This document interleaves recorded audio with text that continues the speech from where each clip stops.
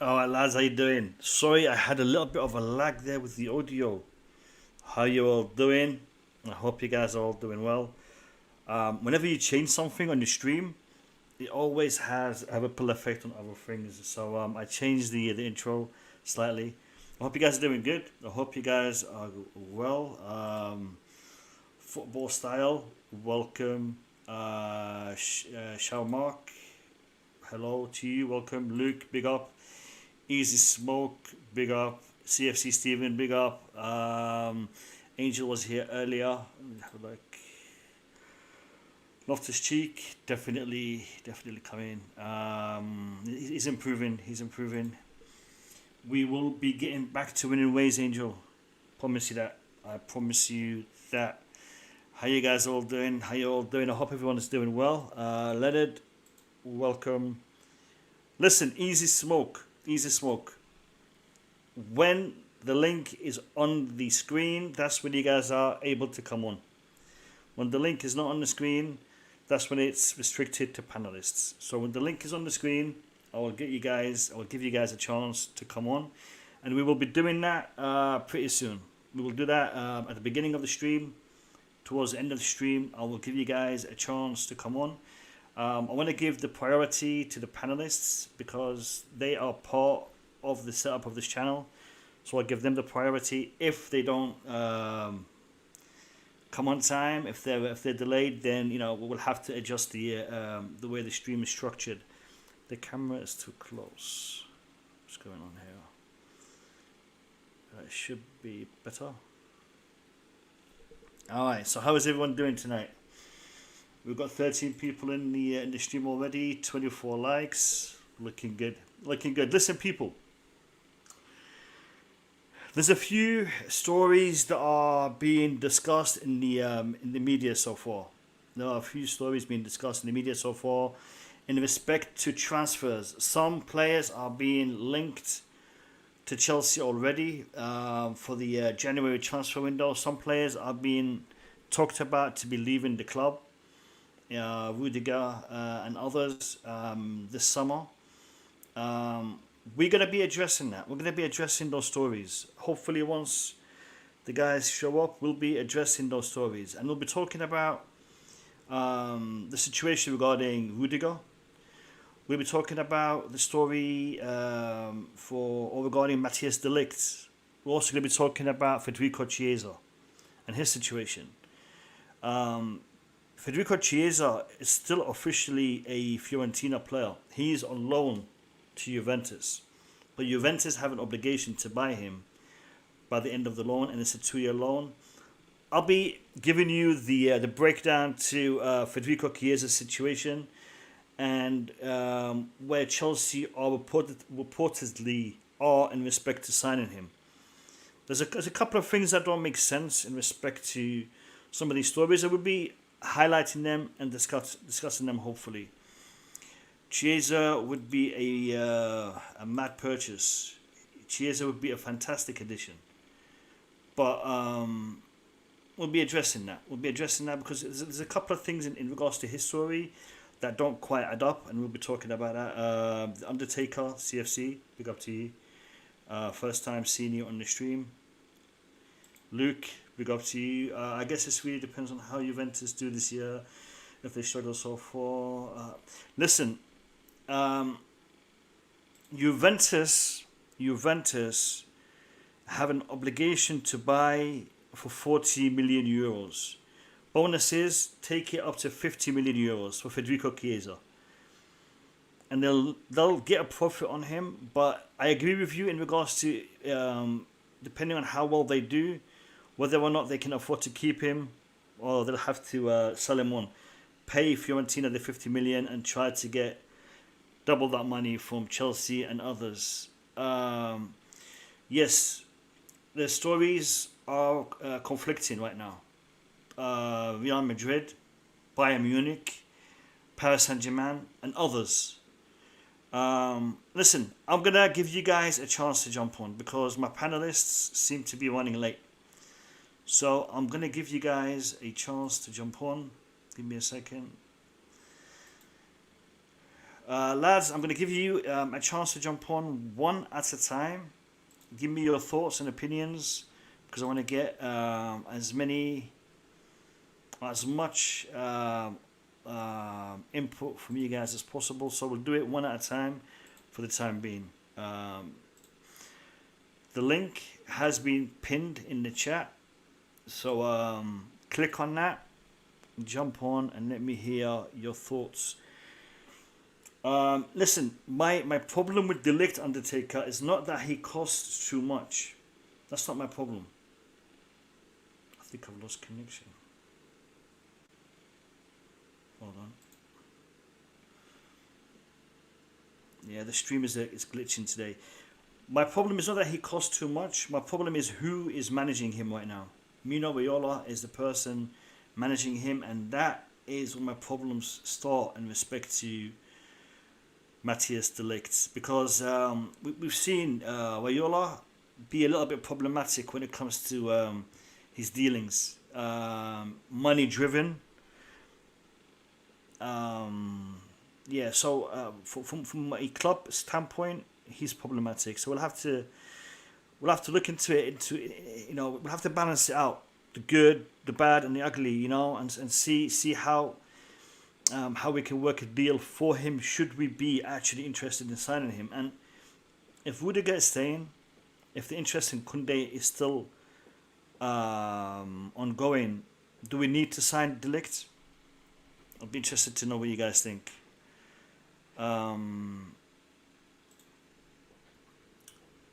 Yes, that's what we're talking about, football style. That's what we're talking about. So, lads, the link is in there. It's in the chat. Click on it and let me hear your thoughts. Click on it and let me hear your thoughts. Easy Smokes, the link is there for you, mate. If you want to click on it, go right ahead. Bobby Smoke Signals is in the house. Bobby, how you doing?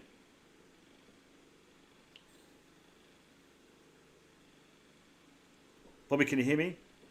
Yep. How are you, my man? How you doing? Yeah, good. I just thought I'll try and join you now.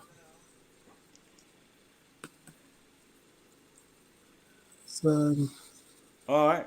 Everything good on your end? Are you in the middle of something right now? No, I'm all good. I'm all good. All right, just cool. making sure you weren't echoing or anything, but it seems to be okay. No, that's fine. I've sent the link in the group. So if you want to click on that, because I know sometimes it's difficult for you to click from the chat, and because you need to do it with your phone and whatnot.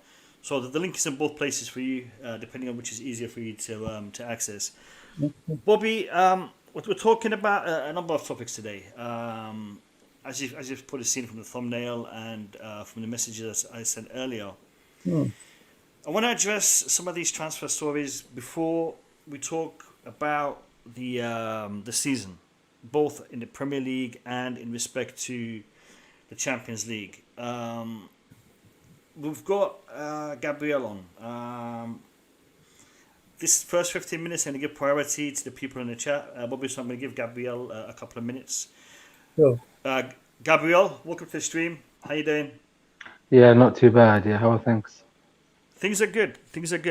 Gabriel, you've seen the topics that we're discussing today. So I want to give you a few minutes to address whichever one you want. And if you want to address all of them, the time is yours. Let me hear it. I'll be honest. I was interested that the first caption was Chiesa. Yes. So, maybe I'm coming in a bit blind and cold, but what was the insinuation? What, because we're playing Juventus? No. In respect to Chiesa is as follows. You see, Chiesa is still on the Fiorentina roster. He is on a 2-year loan to Juventus.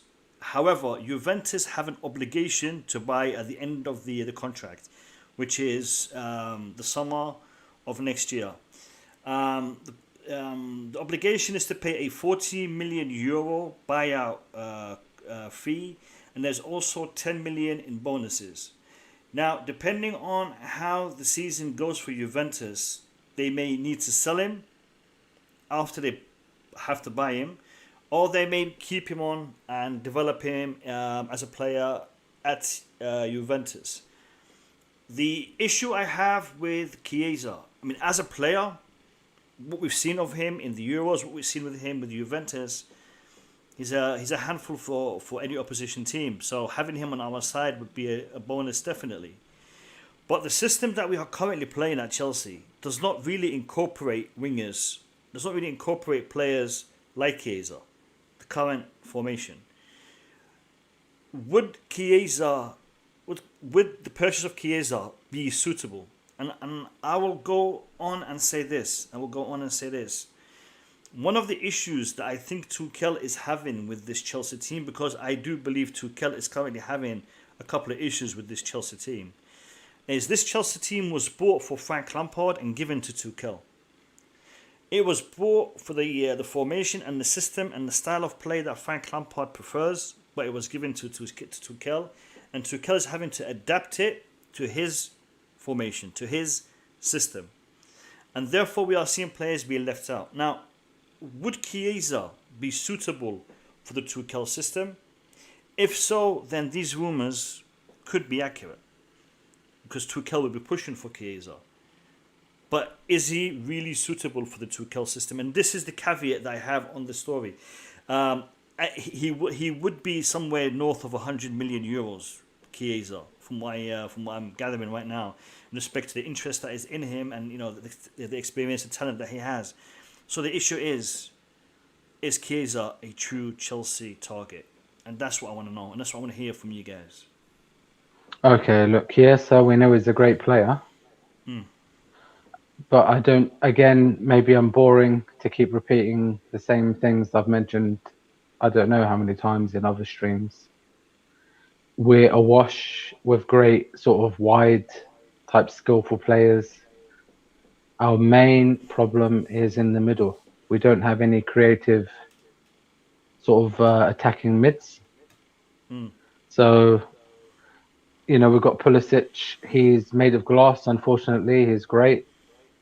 We've got Cho, again, flatters to deceive.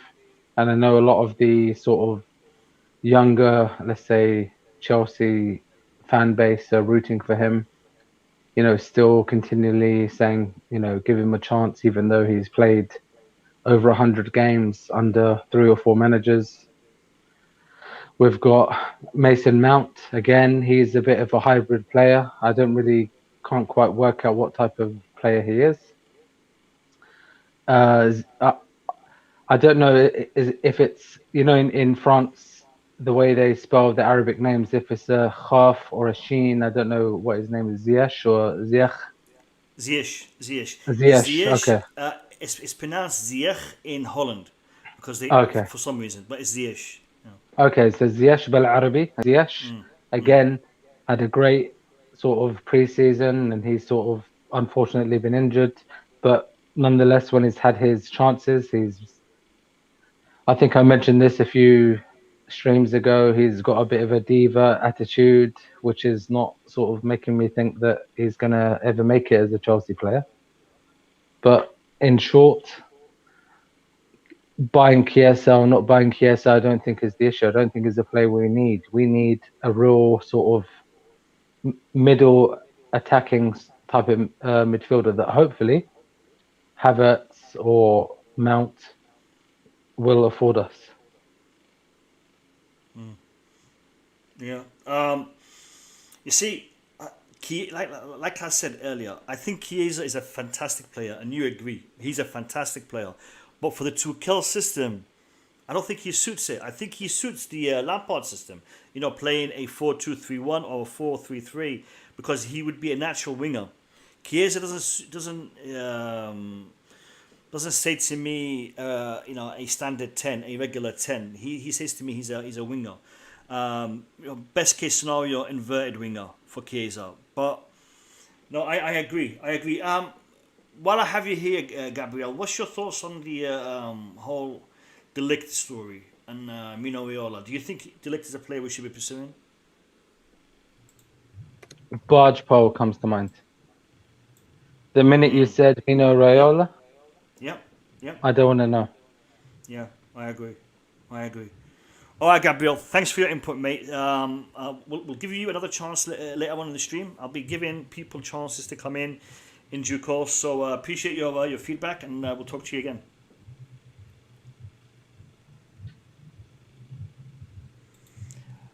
Couch Critic, welcome to the stream. How are you, my man? I've been better, obviously. Just still recovering from that evisceration the night before. But, here. Enjoying life still. And, love to talk Chelsea with you guys. How's it going? Brilliant.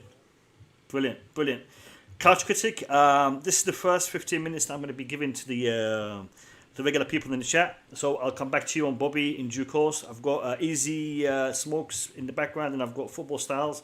So we'll hear from them, and then we'll open the discussion with you guys about these topics. Let's get in Easy Smoke. Easy Smoke, how you doing, my man? Hi guys, I'm well. Hi. And you guys? We're good. That's all good, mate. Did you see the Liverpool game yesterday? To be fair, I saw highlights. I saw highlights. Cracking match. Yeah. Easy Smoke. What's your opinion on the Chiesa situation, the Rudiger De Ligt? Give me your thoughts. I don't see Chelsea getting Federico Chiesa, to be honest with you. I mean, you've got enough talent up front.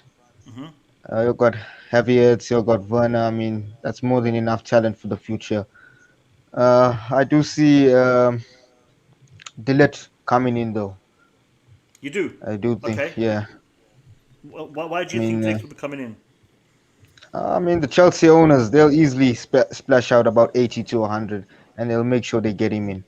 I mean, you look at the contract issues going on with Rudiger, I do see the Chelsea owners splashing out 80 to 100 to get De Ligt. I mean, he's a good centre-back for the future, and he's still young, and he's only going to get better and better. So You don't think the problem of Mino Raiola is going to be a hindrance to us getting him? Over the past years, it has been an issue. I mean, but I do think the Chelsea owners will get him in. I strongly believe. All right. And you think Rudiger's... So I'm assuming you're thinking Rudiger's on his way out? But the looks of it, I mean, Chelsea are stalling him. On how many years does he have left on his contract? Yeah, 6 months. 6 months, yeah. I mean, going into January, it's going to even get worse. But, I mean, if they want to sign him on now, they should do it now. But it doesn't look like that's happening. But the speculation on with De Ligt looks to be good. All right. Well, thanks for your insight, Easy Smoke. We'll catch up with you in due course. Thanks for coming on, mate. Glad. Cheers. Thanks, mate. Thank you. Cheers, mate. Thank you. Football Style, welcome to the stream. Hello, guys. If I'm not mistaken, it's Wasim, right? Close. Wissam? Yes, Wissam, yeah. Wissam, welcome to the stream, Wissam. How you doing? I'm good. I just heard that Chiesa news is popping up, so I just figure out saying that it's optional if it happens, because as you know, like we have Timo Werner. If he did very well in this season, then we keep him. But other than that, we have also Pulisic. If the Pulisic situation is like Boron have injuries, a lot of injuries, then this will be something like going to happen. Like maybe we sell him and bring Chiesa as a first optional in the squad to start. And I don't know about Timo Werner. Like from the start, I didn't feel very well. Like he's not doing very that good, to be honest. And I hope he's getting better. So then we cannot think about Chiesa's situation. Well, Sam, listen. Do you think players like Pulisic, like Callum Hudson-Odoi, like Chiesa, fit the Tuchel system?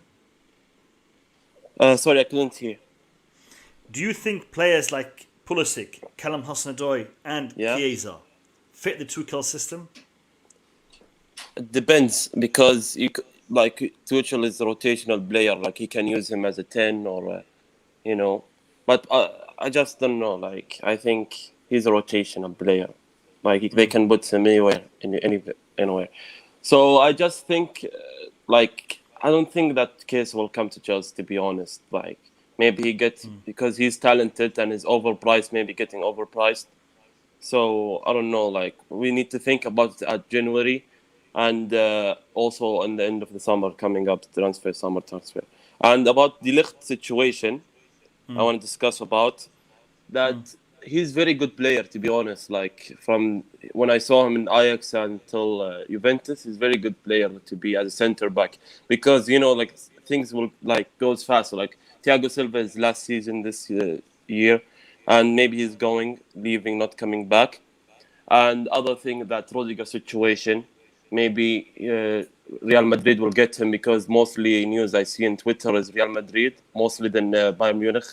Because when I saw Bayern Munich, they say they have overload players. So they have a lot of players, center back they have. So I don't think they need him. But if it happens to go to Real Madrid, it's a good option to have De Ligt. And maybe about Koundé situation. Don't forget about Koundé situation if we can get him. As the same as formation, we're gonna fit in the middle, like De Ligt, and the right wing will be right center back will be Koundé. If it happens this summer transfer, all in January, and yeah. All right, fair enough. Well, Sam, thanks for coming on. We'll catch up with you. We'll catch up with you in due course. Always appreciate you and your feedback. Thank you very much, my brother. You're welcome. Bye. Thank you. Bye. I've got Mohammed in, but I'm not sure. Mohammed, I want you to back out and come back in again, because I think your account is lagging. So I can see you in the back room, but just back out and come back in again, because it's not connecting your devices. Ken O, welcome to the stream. How you doing, Ken O? Good evening, bro. How you doing? Good evening. I'm doing good. Where you from, Ken? Where you speaking to us from? So I'm calling from Nigeria. Welcome. Ken, tell me what your thoughts and opinions are on the topics of today's video. You can talk about De Ligt, Chiesa, Rudiger, or just the Premier League and the Champions League in general. So it's open to you, mate. It's your time. Okay, so I really want Chiesa to come to Chelsea. He plays very similar to Ricardo Kaká. I mean, if you watch his highlights, he has a very similar play style to Ricardo Kaká. And Pulisic has not been fit for this season. So if we really want to compete with Man City, we always have to attract the best players without sentiment. And for the league, I have to just debate a little, right? I think Chelsea are the biggest winners this week, because if you look at our rivals, they didn't really take the maximum 3 points. Like Man United didn't win. Liverpool also drew. Tottenham lost. So it's quite positive for us, because we've already played Man City, we've played Liverpool, we've played Arsenal, we've played Tottenham, we've played I think it's just Man United that's the toughest fixture for us. But it doesn't mean we can win everything. But I think sometimes we need to lose some points so that we learn from it. Because I hope fans won't think Thomas would win every single game. So it's a game I was expecting Man City to win. I wasn't really I was even happy we lost just by 1 goal. I was expecting five goals to nothing, because if Tuchel had won that game, I think Pep is going to fight Tuchel, because he's going to be so. Then lastly, for Ken, just before you go on to Rudiger, you've mentioned a lot of points. I want you to explain to me firstly, why do you think Chiesa, or what do you think Chiesa can bring to Tuchel's system? Explain that to me. Explain to me why you think that we could have been losing by such a heavy margin. You see, I understand that sometimes it takes a defeat to wake you up, and maybe the three bad performances leading up to this defeat weren't a big enough sign for Tuchel to adjust or to address some errors, and maybe it's going to take this defeat for him to change that. But you seem to have to have been thinking that we could have lost by a bigger margin. And what is it that makes you feel that? What is it that makes you think? So I was expecting Man City. To go all out because we defeated them 3 times in a row last season. You don't beat Pep Guardiola like that. So I was expecting them to go all out. That was just natural. And I'm actually going to prefer to be Chelsea right here because we won them when it matters most. We won them in the final. So I'd rather be Chelsea right now. I'd rather win them in the final and lose to them in the league. So I'm not really bothered. I just want to see the reaction of the team. Why for the Juventus winger, he's very attacking.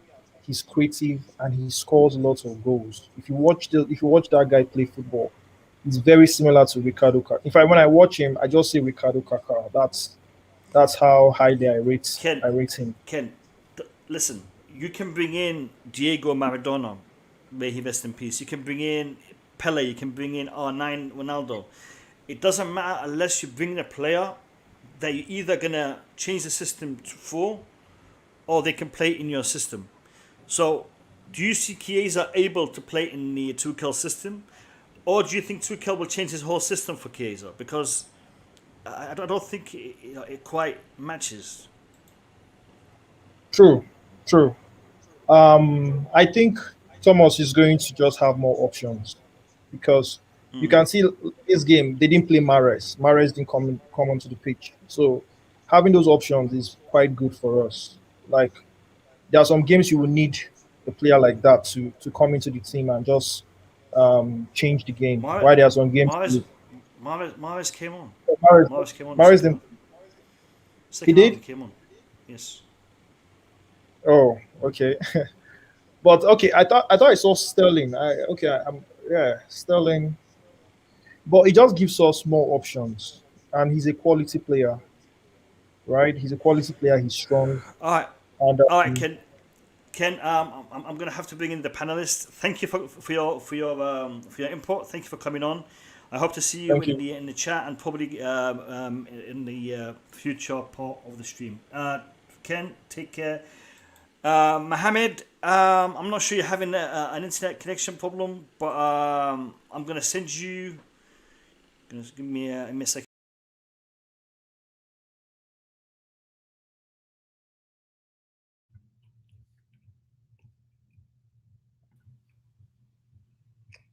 I think we lost Mo again, guys. Are we okay? How are you? There he is. This happens. Today's been a bad day when it comes to technical issues, man. I keep on lagging out, having audio issues. Julius, how you doing, my man? Welcome to the stream. Buongiorno. How are you, bro? Yeah. Did you see the intro, Julius? I didn't. I've added you to the intro. Oh, perfect. That's wicked. Yeah, I've added you and I've added Kasim to the intro. So nice. You only had images of me. Finally, I opened the camera last week, and you can. And I managed to clip it and pour it in. Mo, how you doing? Mo, can you hear me, Mohammed? There's another link that I've sent in your DM. So if this isn't working, try the other one, because we can't hear you at the moment, guys. You've heard the comments of the people in the chat.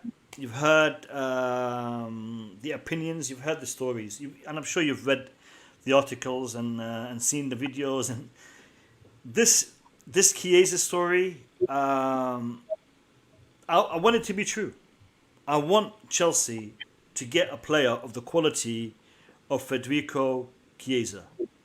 All right, but we have very good quality in the team right now, and we are not utilizing them because of the formation we're playing. I think the formation that we play suits a player like Havertz, like a Mount, to a certain degree. Maybe Ziyech, even though Ziyech is more of a winger than a central attacking midfielder, but he can play both roles. But even Ziyech, I think, is struggling. But Mason Mount, Havertz, they are the players that are ideal for the Tuchel system as the two attackers behind the main striker. If Tuchel changes his system and incorporates wingers, a Chiesa would be fine. If we play a 4-2-3-1, a 4-3-3, a 4-4-2, there's a multitude of formations that will incorporate wingers that we can use, and a Chiesa would be ideal because we're not talking about buying a 50, 60, even a 70 million euro player. We're talking about buying a player north of 100 million, and if you're buying a player north of 100 million, you want to be playing him, you want to be using him. We're talking Lukaku money. We're talking more than Lukaku money maybe for Chiesa. So I don't want to bring a player in and have him to try to be incorporated into the system.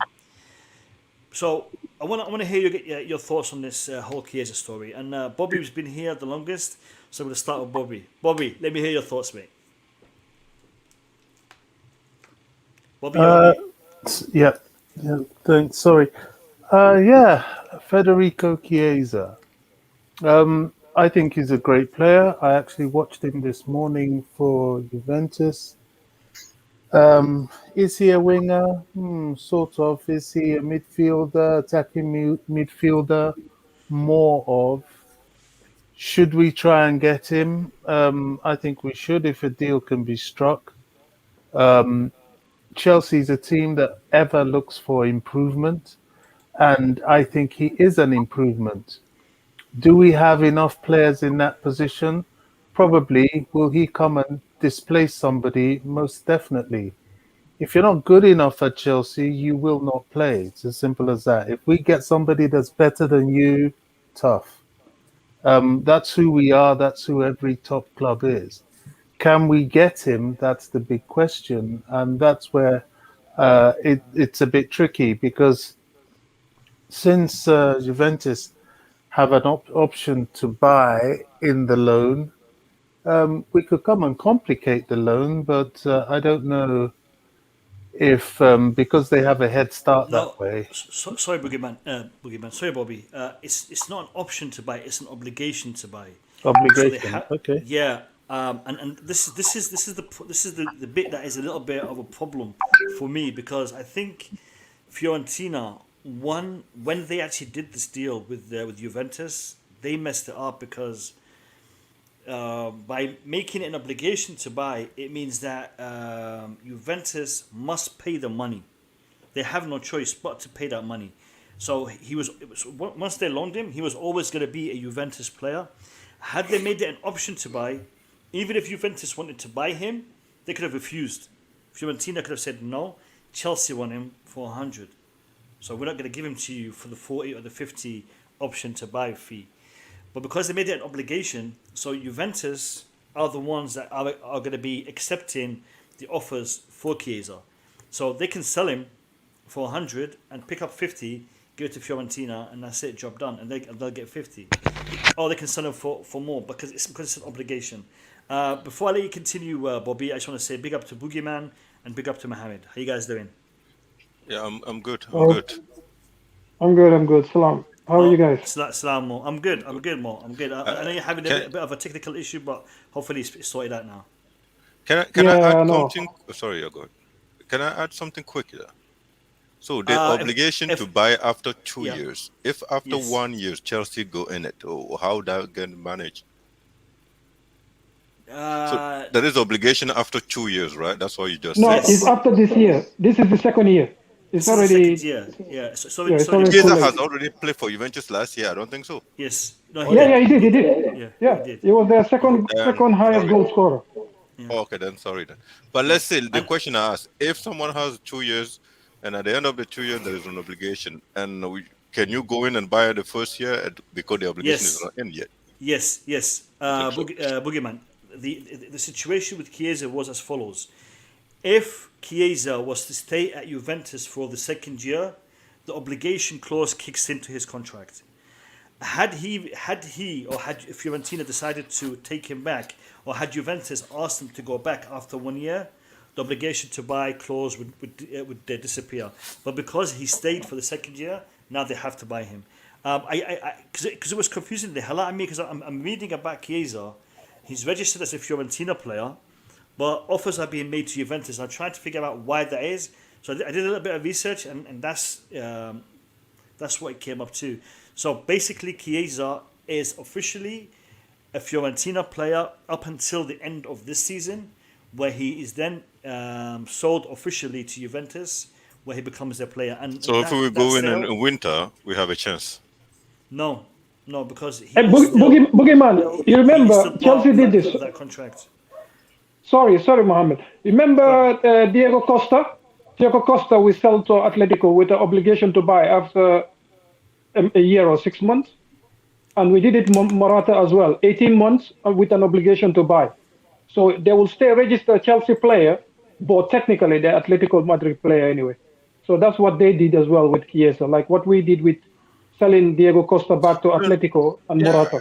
I think I understand that part of the deal. I'm just wondering, like, if Chelsea really want Chiesa and we go in earlier before the obligation kicks in, can we get... I was trying to make a point. We have to negotiate with Juventus now. Boogeyman is hijacking Bobby's... Bobby, apologies, mate. Sorry, Bobby. Continue. My bad job, Bobby.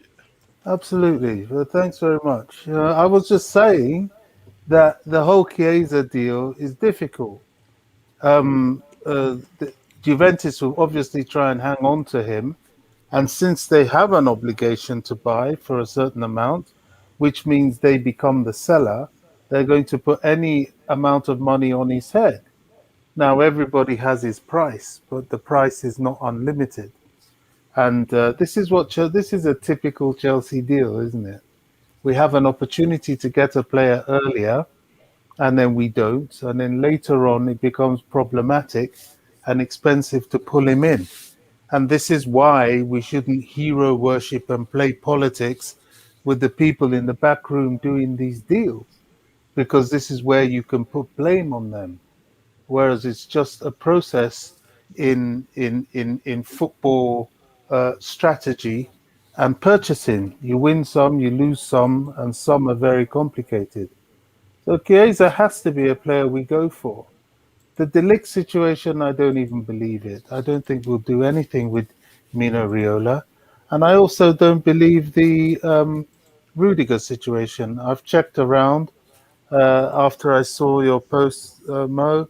There's nothing from any of the major journalists. The issue out there is still he's negotiating with Chelsea.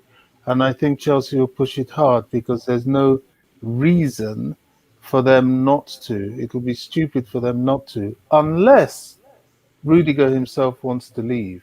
Then that's a different matter. And if he wants to leave, well, nobody can do anything about it. Yeah, I mean, there's a lot of reports in the press over the past week, Bobby, if you were to check. Over the past week, there's a lot of reports talking about Bayern Munich, Real Madrid, Paris Saint-Germain. A lot of numbers have been thrown about, 300, 400, 200 a week.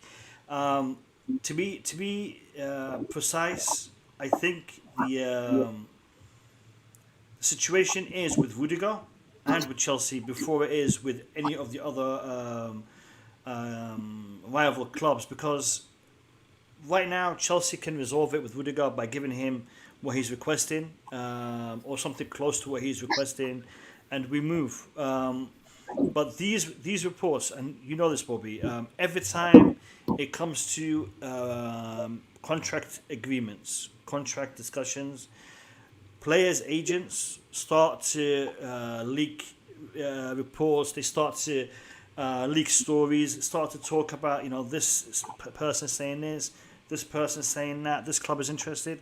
So we can expect all of this, whether it's true or not. I mean, that can be said for every one of these stories that we are talking about. It's all debatable up until we actually see, here we go from Fabrizio Romano or reporters of that nature. I want to just address this bit though, Bobby. In regards to you saying we should go for him, I agree. Chiesa is a top class player, but again, the system. I want to know your thoughts on the system and Chiesa, Tuchel's system and Chiesa. Yeah, I had this with Max a bit earlier because he put out a video about Tuchel, and my response to it is, I think, far too much is being made about the Man City game. Far, far, far too much. That game was expected in many ways, and it is what it is. I mean, crikey, this guy isn't going to be perfect. Pep Guardiola has dropped the ball so many times, and so has Jurgen Klopp. So I think we should just ease off the gas about that one. But in terms of the system, you see, a lot of the players in any of these teams weren't particularly from the coaches that are current. Even Pep, as long as he's been at Man City, people like De Bruyne were not his buys. You inherit a certain amount of players. That's football. That's what happens when you go to top clubs. And then over the years, you start to add your players. So the system is not, it's not limiting to top players. I give an example of Ruben Loftus-Cheek. If you'd listened to so many streams and platforms, you would think this guy was absolutely incapable whatsoever of playing in the six. Well, yesterday answered that perfectly. The guy can play anywhere in midfield. It all depends on how the manager wants to use him. And I think the same will be for Chiesa. Chelsea's system really uses the wingers as wing backs. But we've seen what happens when we don't have somebody like Mount, who is more or less our 8-ish, 10-ish. He's sort of the third attacker. And he floats between, he links the midfield with the final forward line and sometimes gets into that position himself. And someone like Chiesa would suit that perfectly, just like Pulisic does when he comes on, and Ziyech was supposed to do.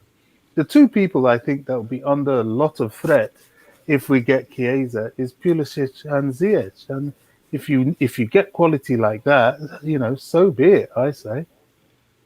All right. I'm going to open the debate to everyone. So, if anybody wants to comment on what Bobby just said, go right ahead. I'm not going to... Yeah, can I talk about the Chiesa stuff? Because I've not. Yes, more.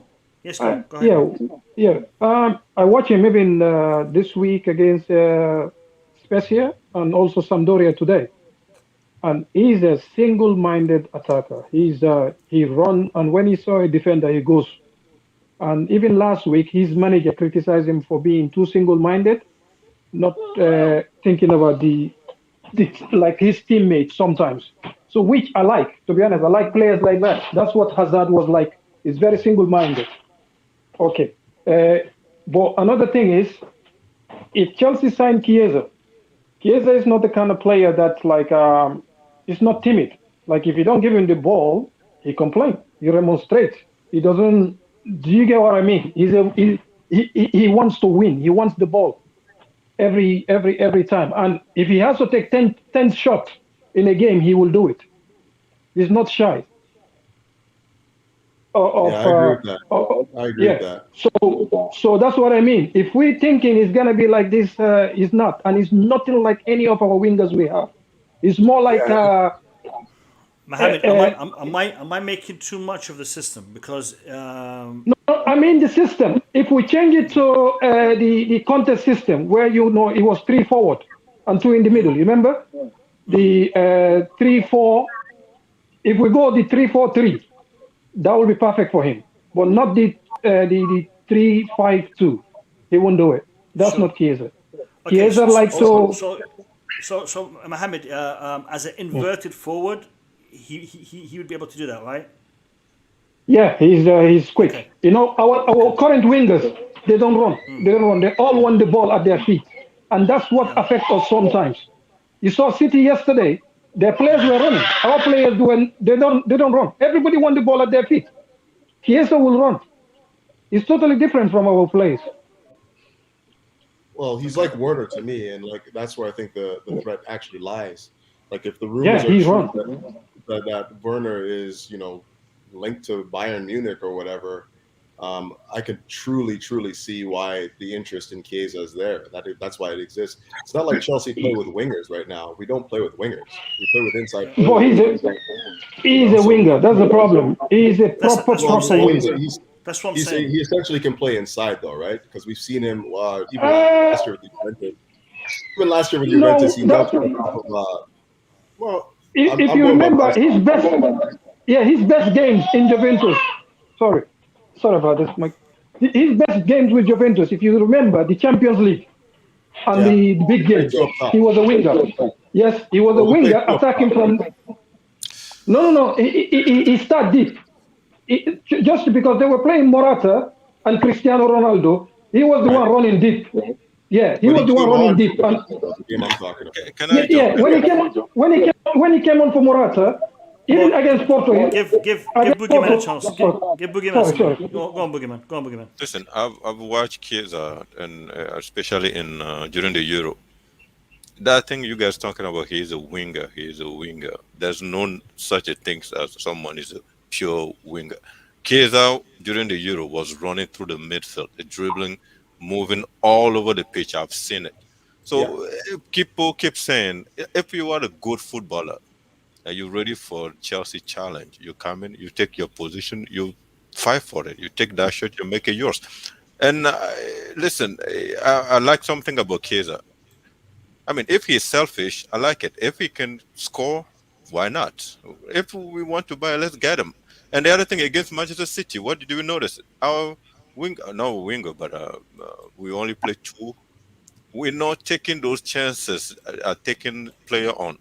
Like we all, Werner waiting for Lukaku to control the ball and give it to him, not just anticipating. If you have someone that is selfish, that can take on defenders and shoot, I'm happy. We need those type of players at Chelsea. We don't have them. Even Pulisic, all those things, they don't shoot. So for me, if we want that, then let's go get them. And no, I agree. I agree with that. That's what I'm saying. Chiesa is not pure winger, and even Guardado, that player at the Juventus, who used to be pure winger. Have you seen Guardado play? He's not hugging that line all the time. He's in the middle most of the time, trying to run and do all those running. So we need to just stop talking about this. This guy is a pure winger. There's no such a thing anymore in the football. In the modern football, there's no such a thing that a pure winger. Guardado play as a wing back, a right back, and a winger. That's where he played for Juventus. Yeah, but when he has that position as a winger, he's not always hugging that line. He's all over the place where Ronaldo is. The ball is running all the time. So, someone say Tuchel's system doesn't suit Chiesa. Even if we play two striker, Chiesa can play behind Lukaku. Yep. If he's that good. Yep. He is that good. I'm not saying he's not good, but believe me, his best but I like that. You say something about he's a one-mind game, or one-mind play, or he doesn't pass. Yeah, I like that. That's what I mean. I like those. It's different from I love that part of it. But I'm telling you, his best games for Juventus, because I watch Juventus like a lot. Okay, his best game, even today, I watched them against Sampdoria. He was brilliant. But that's what I mean. His best games is for him to be free, to go anywhere he wants, but he's a winger, I'm telling you. He plays like Cristiano Ronaldo type of player, that attack. Okay, I love that. But if you want to make him as a striker, he doesn't, like as a striker, he's not comfortable there. That's what I'm telling you. He's not. He will play, he's not comfortable there. Give me a second. Max Burton, welcome to the stream. How you doing, Max? Hi guys. Yeah, not bad. I'm listening to your conversation, and I'm just a bit confused by it all because he says that Chiesa is going to play as an that striker. He won't. He'll play. Tuchel likes to play fluid. For people up front. So this guy is fluid. He can go right or left, and what he's got, or down the middle. Down the middle. But what this guy's got, he can with the Tuchel pressing game, he can do that because he's got a lot of work ethic in his game as well. Yeah, he's got leadership qualities. As a 23-year-old, he's dragging Juventus out of tough games on his own at 23. Yeah. So he's got that, and he's got that. You saw his performances for Italy as well. How strong he was for Italy. He destroyed England as well, and as well as other teams. When Italy needed a big goal, he came up with a big goal. And he stays fit as far as I'm concerned as well. It is flexible, so it's a no-brainer. But I don't think we'll get him anyway because it's complicated, isn't it? It's very complicated. But if he was available on Wednesday, you know how it's on the market, I'll go for him sometimes because as soon as Max says what he has to say, I have nothing else to say. That's exactly what I was going to say. And Max jumps in and steals my thunder. You see what I'm saying? I'm sorry. Exactly what I was going to say. I watched 100%. The guy. I watched the guy this morning. I saw Bobby talking, and Bobby's talking, and Dennis is doing this. So I'm like, there's no point in me asking Dennis what he thinks because he's just agreed with everything. I always give you a Max is talking and he's doing this. Angle on these things, a little different angle. Couch, you need to have your own stuff to say. Guys, seriously, I saw this guy this morning. Honestly. If there's any Juventus player that concerns me, it's Chiesa. As soon as Dybala came off, who is also another baller, to be honest, and scored an excellent first goal for Juventus. He'll be missing this, by the way. Yeah, hopefully he misses that game because I don't want us facing two of them. Although I think we can deal with them, but they're going to give us a headache, I can tell you that. You know, as soon as Dybala came off, he was doing well when Dybala was on. But as soon as he came off, Chiesa became a demon. He took over the entire front attack of Juventus. And mind you, they weren't playing full throttle because they seemed to have a few problems. And Sampdoria wasn't particularly a strong team because they weren't pressing them. But Chiesa's movement all over the front, my God, that's a baller. That is a player that is worth having. Even at 100 million, honestly, you know, I can't see any reason why, if the opportunity is there, we should hesitate. I don't give a damn what the other players think. You know, the other thing is, our players, when Ziyech has the ball, when Hudson-Odoi has the ball, or other than Mount, and he's a killer. He's a killer. Nobody take on the defender. I like those type of risky. Just take on them once in a while. That's the thing I keep yelling about. Show he has the speed, but he just doesn't take those on one-on-one. He keep passing the ball back. If we have Chiesa, and like I haven't seen too much of his game other than during the Euro, but he seemed like someone that doesn't care. He just take the risk, run at you, and shoot whatever because he has. He's got the ability.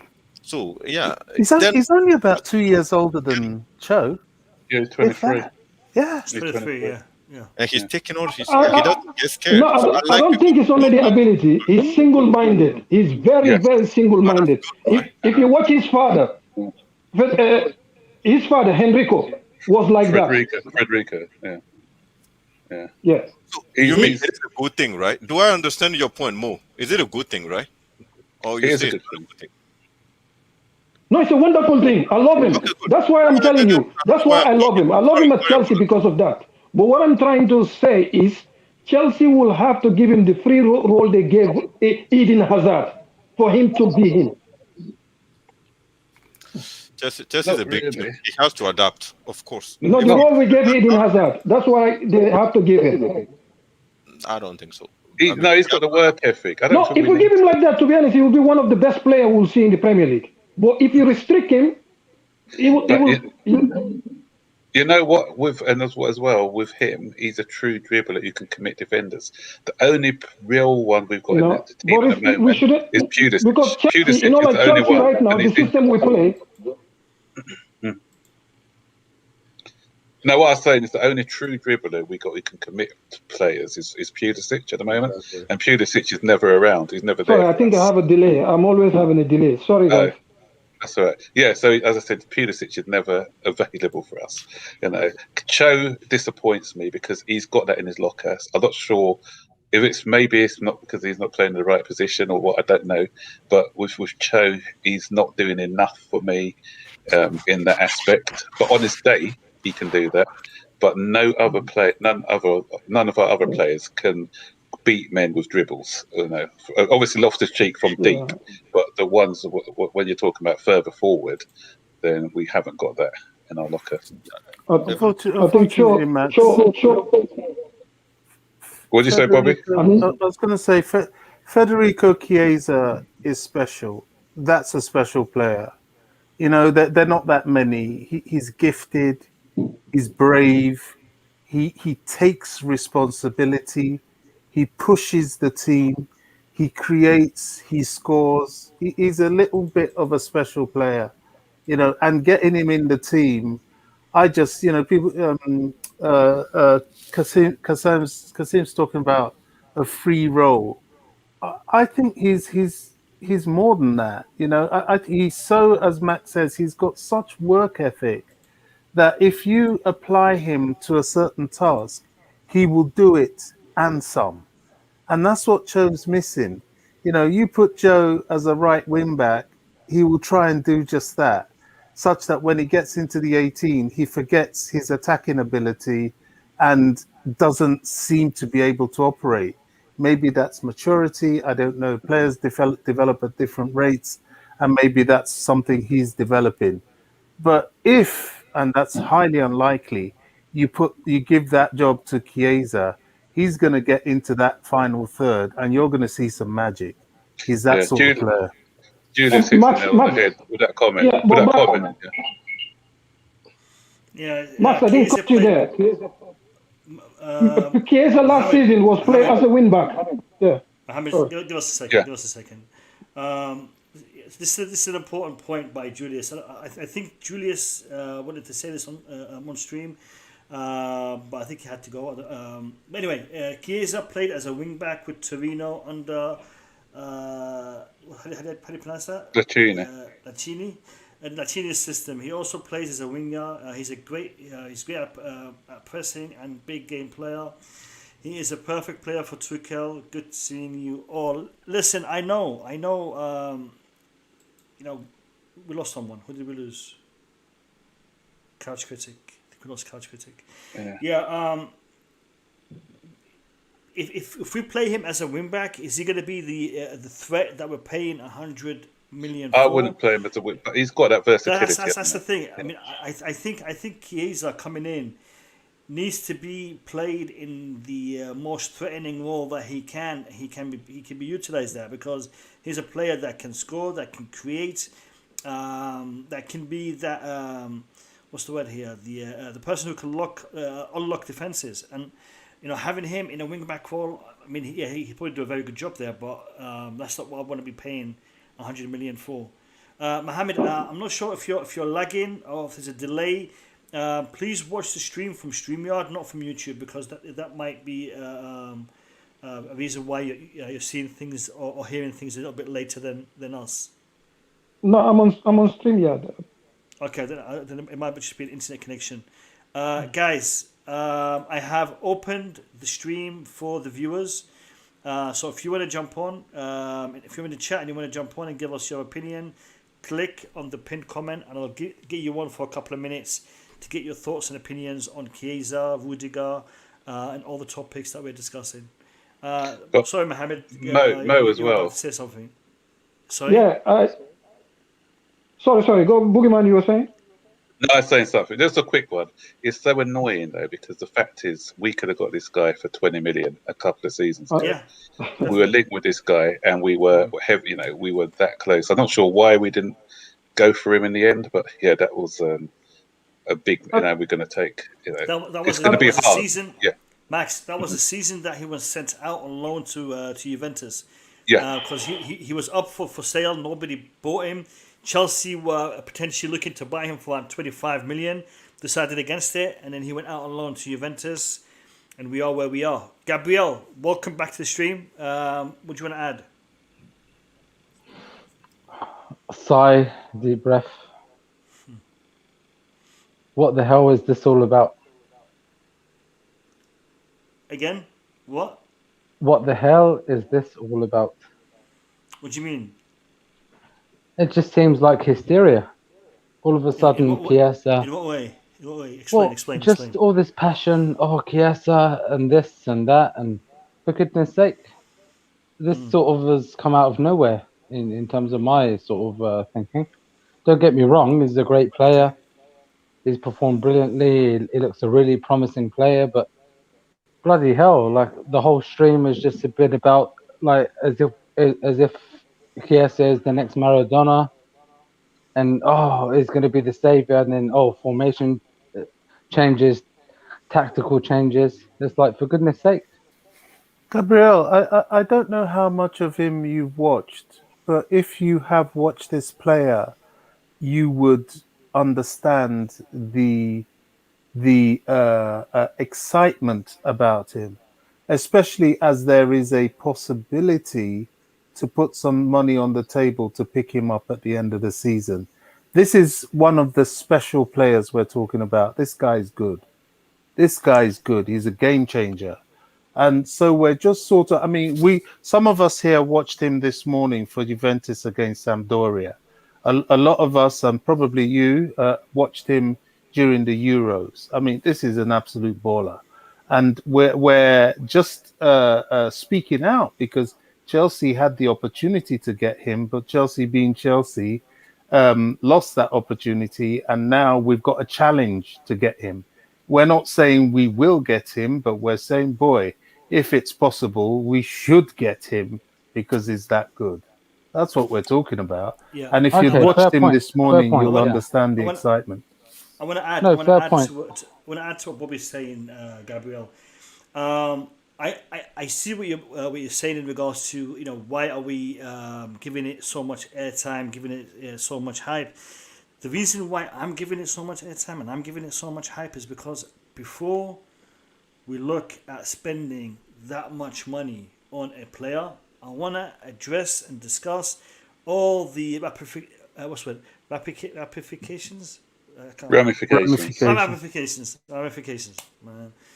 Yeah, I want to discuss all of that before we get him because, boy, if we're going to be spending transfer record fee on another player, then we need to address the system. We need to address the player. We need to address the potential before we move into it. And to be fair, we did a lot more when it came to other players who didn't pan out, like for example Erling Haaland. So I think it's good and it's healthy to discuss these players and these options that we have as a club, whether or not they pan out or not. I think it's good for us to discuss them. Mm. But as I said before, I think it will be a very difficult transfer to pull off now. Sure. I agree. They're talking about December. There's no way it can happen in January. Forget that. So that's what the reports are saying today. Even at the end of the season, it'll be hard. But there's also talk of Bayern Munich and Liverpool interested in him. So his stock's going to be high. The only way I could see of them selling him is because obviously that Italy, some Italian teams are in some financial difficulties. So if they need to sell, but if they haven't recovered from the COVID, I know fans are back now, but if they haven't recovered and they're still in financial problems, then yeah, we may be able to get them that way. Can I say this about Juventus? When it comes to Chiesa, Locatelli, and I think they're trying to get more Italian players again because the older one, Bonucci and Chiellini, they're going out. I don't think Chiesa will be leaving Juventus in the next couple of years, because they're rebuilding, and there is their hope.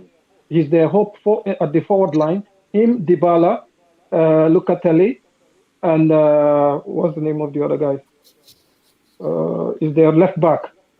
Is the cover for Sandro? No, is the cover for Sandro? Spinazzola. No. They let go of Spinazzola and they regretted it. Juventus is not going to do the same mistake. Yeah. So they're not going to. Chiesa is not going to. Alexandro. No, Alexandro is the Brazilian. Is the understudy. Yeah, is the understudy of Alexandro. Is an Italian kid. I know who you mean. Mean. He didn't come on this one. He didn't come on this game, but he plays. I think he has slight knock. So they're trying to phase the old players out, and most of the players they have, and the key to that player, the oldest one is Dybala, and Chiesa is the second one after Dybala and Locatelli. So I don't think this is just paper talk. If I'm a Chelsea fan, If we get him, I'll be happy. But Juventus will not sell him. That's what I'm saying. Realistically, I just can't see the reason why they were even willing to get, they were not like getting rid of Ronaldo's salary, is to bring in more Italian players they can get for next year. Because they made a mistake. Looked good. Locatelli looked good today as well. And if any of you want, go and watch Chiesa's goal on Wednesday against Spezia. You will know what we're all talking about, Gabriel. If you want, check it out. His goal he scored for Juventus on last Wednesday. He harassed the defender from the right, continued harassing him, win the ball, came into the box. He was stopped. He passed it to Morata. Morata cocked it up. He didn't stop. He continued, forced his way, beat 2-3 players, and scored the goal. That was this Wednesday. Okay, I mean, he's a single man. Fair point. Just let me end on this. Let Gabriel give us his take. Go on. Yeah, so perhaps I've missed the undertones, but maybe it goes back to Baggy's point from the beginning, Mo's point from the beginning. You know, unless we have a system and we're buying players for a particular formation and a particular way of, a particular way of playing. I appreciate Chiesa as a brilliant player, but I just felt tonight was a little bit sort of overhyped and, this is the great savior of a player, etc. So maybe I'm just being a bit too negative. I don't know, but anyway, that's probably what I'm going to end with, and apologies if I That's all right. Can I just address that? Can I address that point about this? Because he would be ideal for us. It's not overhyping. I think that if there's a person who's a player who's ideal for our system, then I think this is the guy. Because especially with Tuchel's pressing a game, his work ethic, his ability as well will make him an ideal Tuchel player in my book. Anyway. Yep. Gabriel, like I said, there's no need to apologize. Listen, good night. Listen, Gabriel, before you go, mate. Your question is valid because it's your question, and probably there's like 10, 15 guys in the chat are thinking the same as you. Why are we giving this story so much time and so much attention? So by you asking that question, you're giving that, you've addressed the question that they probably had on their mind. So no question, no comment is irrelevant. Every question is relevant. Every comment is relevant, and we will be addressing them all. So thank you for coming on, and thank you for making that.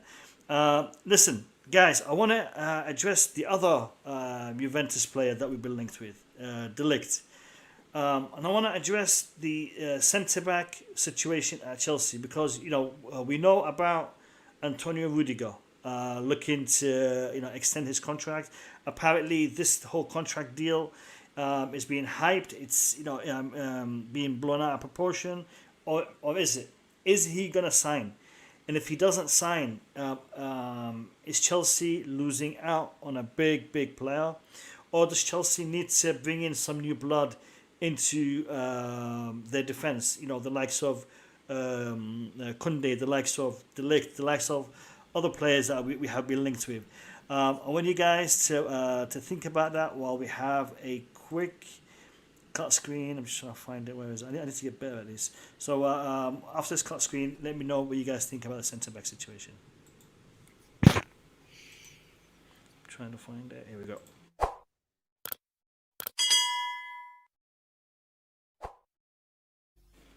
I want to hear from Boogeyman because Boogeyman hasn't really given me his full take on this situation. So Boogeyman, what do you think? My thought on this is actually simple. We having difficulty getting our front three understanding each other. But the reason why I'm saying this is we don't need to create more problem. At this point, keep Boogeyman, keep Rudiger, give him whatever he wants. Because we don't need to create any other issue right now. We need to give time to Tuchel to fix the front line.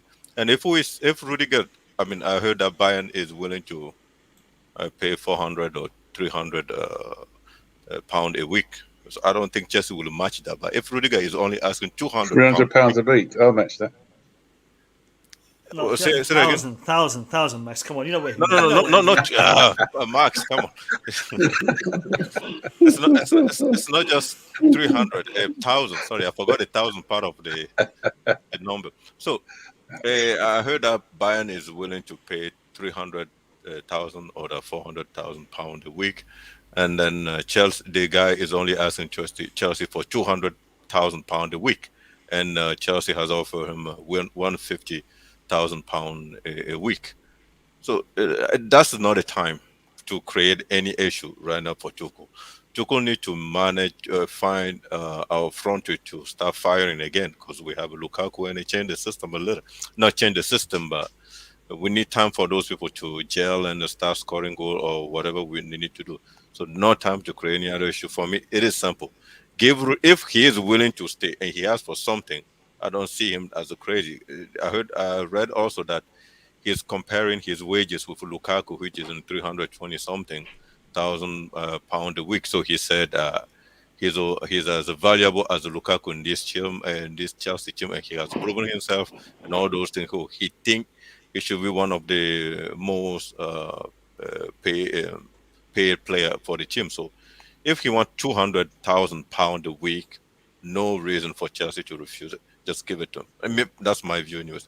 And because we have an issue now, Tuchel need to figure out our front three and help them firing again, because it's not going our way this one. And we cannot create other issue. All right. What about the other defenders? A delight. No, Boogeyman. Okay. I understand what you're saying in regards to Rudiger. But in regards to Chelsea and the defensive situation moving forward, because we know Thiago Silva, next season he may be here, but I think on a different kind of role, more of a mentor. Maybe he'll play the odd game or two, but he wouldn't be such a big part of our defense. I can't see him being fit enough and physically capable enough to do it for another season. Maybe I'm wrong. But we are going to have to bring in at least one, if not two, more defenders next season. So De Ligt and Koundé coming in may not be to replace Rudiger. We may get Rudiger and maybe bring in two more defenders, because Silva, maybe Chalobah is still learning the trade at that level. Azpilicueta is also getting a little bit older, so maybe we need to put in the foundation for our defense for the next few seasons, and maybe it's good to start it while we still have options, rather than bringing these guys in and having them take over the mantle straight away. But the issue is Koundé and De Ligt, are they the right players to come in, keeping in mind what we know? Yeah, De Ligt, I'm not too sure. He's a good player. I like to see him. He's also tall. He look elegant when he's playing football. So I think I would like to have him at Chelsea, but I don't think Juventus is building right now. De Ligt is young. So I'm not sure Juventus is going to let De Ligt go. And who is his agent? 86 million is the price that has been talked about. 86 million pounds, and his agent is Mino Raiola. Exactly. And I heard also that he said the only reason why he will be leaving Juventus, and if Juventus is not qualified for Champions League, but Juventus in Serie A will always be qualified for Champions League. So I don't see any reason for De Ligt leaving Serie A anytime soon. When it comes to Koundé, we were linked to him, and he wanted to come over. So I think we should get him. Like you said, it's not just a replacement for Rudiger. He's as a backup for one of our defenders. And the game we play against Aston Villa, who do we have? Chalobah, we have the French guy, and we had James. All of them are young, three centre back. Also, I think we should rely on them also. So if De Ligt come or not, De Ligt coming on Chelsea or not, I'm not really worried about it. But we should go Koundé. Koundé wanted to come to Chelsea as a backup for our centre backs. I think Silva will be at the next season in Chelsea, that's for sure. And I think Silva will be playing good again next season, because that's who he is. He's a professional. Because I don't see him just go down. Whatever I saw from him this season was good enough that I think whatever he gave us last season, we should be okay also. That's my view on Silva. So I don't worry too much about centre backs, to be honest with you, because the game against Aston Villa, James showed that he has all the calm and all the experience to cover for Chalobah's small mistakes. And I think the French guy, I keep forgetting, Sarr, look like he's good on the ball. He's defensive. He's a little Zuma-esque when it comes to how to push. He keep pushing people off the ball. He just need to control himself a little bit, but on the ball he looks okay. So I don't have any issue, but we need to keep Rudiger because Rudiger is part of Tuchel's system. No point to create any other issue there. Let's fix the front, and then if we have the front firing, then we can sell Rudiger, or I will be okay if Rudiger doesn't want to sing. But right now, it's not the time for me, anyways. All right, I'm gonna bring in Max. He's been smiling, giggling. So I don't know what he's been thinking, man. No. That's just fine. So you won't be delighted. Sorry. Yes. Come on, right. Max. Anyway, I bet Zayn told you that. Innit? He was writing it on a piece of paper. Like, Dad, what did they say? I'm calling delighted. No. That's a little joke. Forget it. Yeah. No. But what you're saying about what made me smile was your comment on Juventus, saying that Juventus will always qualify for the top four. If you noticed last season, it was only because of Napoli's slip-up that Juventus made top four, but they wouldn't have been in the top four this season. Last season, and this season they're currently ninth, and 8 points. Or I know there's a long way to go in the season, but remember this is a rebuilding Juventus, so they're not the force they used to be. What I like about Dilly, what I don't like, obviously, is his agent, but what I do like about him is especially when he was at Ajax, he showed a lot of leadership qualities for such a young player, and I love having those leaders in our side. We've got what's his name, Mbamba, haven't we? We've got Mbamba. Is another Dutch guy coming up as well, so he's currently training with the first team, and he looks pretty good. So I think a lot would depend on his progress as well, to see how he gets on before we spend on two centre backs. I think Koundé will be. We've done a lot of groundwork on Koundé, and I think we'll go in for him again in January, and so that one I think we'll pull off. But with the De Ligt one, I don't think we'll be spending £80 million, as good a player as he is, on him. So I just think it'll be one or the other, and at this moment I think it's going to be Koundé. What about other defenders like what's this guy called, Skriniar from? I don't see why we're looking at. I'm with Boogeyman on this one. We don't agree a lot. I agree with Boogeyman. Because when you look, Chalobah, once Chalobah gets another season under his belt, then he's going to be a better player for it, because I do like how he's progressing at the moment. And what the age of De Ligt, or he's 23. Skriniar, I'm not sure how old he is. 24, 25. Skriniar. We've got a guy called Luke Coville, I think his name is. Levi Coville, sorry, Levi. And the club have got big hopes for this guy. I've seen him play a few times in the youth too. This guy is good. He is I could see Mo smiling because he knows how good he is, because I know Mo works with a lot of youth team football as well. Yeah. He's in the championship at the moment, playing his trade, and he's playing with big men, and he's doing okay for himself at the moment. He's a good ball player as well, good ball playing centre back.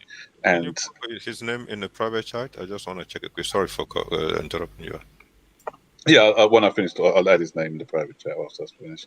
But yeah, he's somebody who the club have got high hopes for, and I think that's why they were comfortable in letting the likes of what's his name, Tomori, and the one at Paris go, because they know that this boy is probably going to be better than those two anyway. So once he comes back to Chelsea, I've got, you don't know how things are going to pan out in someone's career, but from what I've seen of him, I think that he's going to be the next big thing. But maybe two or three seasons away from the first team at the moment. But getting in somebody young is going to sort of get in his way, his progression, then that's why I don't think the De Ligt thing makes any sense. I think again it's probably paper talk, that one as well. All right. Also, a defense isn't really something that you tinker with too much. Rudiger is so important, especially if Thiago Silva goes, to whatever happens in that defense going forward, that he must stay. Unless Rudiger himself wants to leave, there is absolutely no reason whatsoever that Chelsea should not pay him the money he wants and keep him. The only addition I think should come into the defense, and this is not instead of Rudiger, but this is in addition to Rudiger, is, as the guys have been saying, what's the chap we were after from Sevilla? Gosh, I've forgotten his name. Koundé, yeah. And that's because of any, Aspi is going to need a successor, and then we develop our own. We've got so many talented defenders that we don't really need any of these people because they're not really going to be better than what we've got. So my priority is keep Rudiger, get Koundé, and build the defense that way rather than coming with, because someone like De Ligt is more or less a wholesale change, and it's going to destabilize somebody. And remember, we've got Christensen, and we've done quite a bit of work to get him to where he is now, and he's settled in there. Chalobah, I think, will be good by this season, not to mention next season. So I don't think that's, destabilizing that defense will just be killing the team. The defense is what is sustaining the team now, while the forwards are beginning to find their feet. All right, Mo, your thoughts on this? Yeah, I mean, I watch Juventus a lot. I watch a lot of football. Even when I was watching football whilst we were talking, I was watching the Marseille game. And De Ligt, when he was at Ajax, I was a big fan because I watched him against Chelsea. Him and what's his name? The one Van der Beek. They played against Mason Mount, Rubin in the UEFA Youth League when Chelsea won it. When Chelsea won the UEFA Youth League, the Champions League. Yeah, that's correct. He played against our boys, and Tamoris and them lot. We outplayed them. Okay, I've been watching him. I saw his growth with Ajax. He was brilliant. But since he's been at Juventus, Juventus was trying to ease out Giorgio Chiellini. You know why they keep him around? Because they haven't kept a single clean sheet in 18 league games. And Giorgio Chiellini was injured. Very good point. Giorgio Chiellini was injured for 15 of those or something like that, 14. De Ligt didn't keep a single clean sheet in the last 15 or whatever league game. And 50% of the defensive errors is coming from him. That's in Italy. He's very good with the ball and everything, but he loses concentration very easily. And he doesn't read the ball, the bouncing of the ball. You remember at the Euro as well, when he was red carded, it wasn't because of he's a bad player. He just loses concentration at important parts. Remember even Tottenham goals, the goal Mora score, 2 of the goal, it was him losing concentration. He's not a bad player, but he's not what we think he is yet. He's still young. Okay, so we have people like Christensen, who has proved himself so far. And we have Levi Colwill. Right now, he's one of the best championship defender right now, currently. And the club is investing a lot in him. I'm not saying for us not to sign players, but when you're bringing in a player, they have to be either 2-3 level above your current players, but not like maybe a level above and you spend 80 or 100 million on them. That's a waste of money. That's a waste of money. Can I add to that on another point? Not on the same. With Rudiger. Yeah. I don't want to say, okay, but because if I divulge certain information, people will know where he comes from. But I'm telling you this: he wants to stay at Chelsea. Okay, he wants to stay at Chelsea. That's whatever. His brother Sanusi, I know that they all want him to stay because Rudiger, Tony Rudiger, has more family in London than in the whole of Germany. That's what people fail to understand. He was born in Sierra Leone, but he has family in Guinea, Conakry, and he has more family. He's at home in London, more than in Germany even, because there's a big Sierra Leonean community in London there. He participates in a lot of these their celebration, and he give a lot of charity even in when they were building a mosque around their neighborhood, anything, even church when they're ready to build it, Rudiger participate in it. He wants to stay in London. That's not the problem. It's because he felt like he's being disrespected. That's all. If he's given whatever. More, just next time you see him, tell him to check out the Blue Lounge, yeah.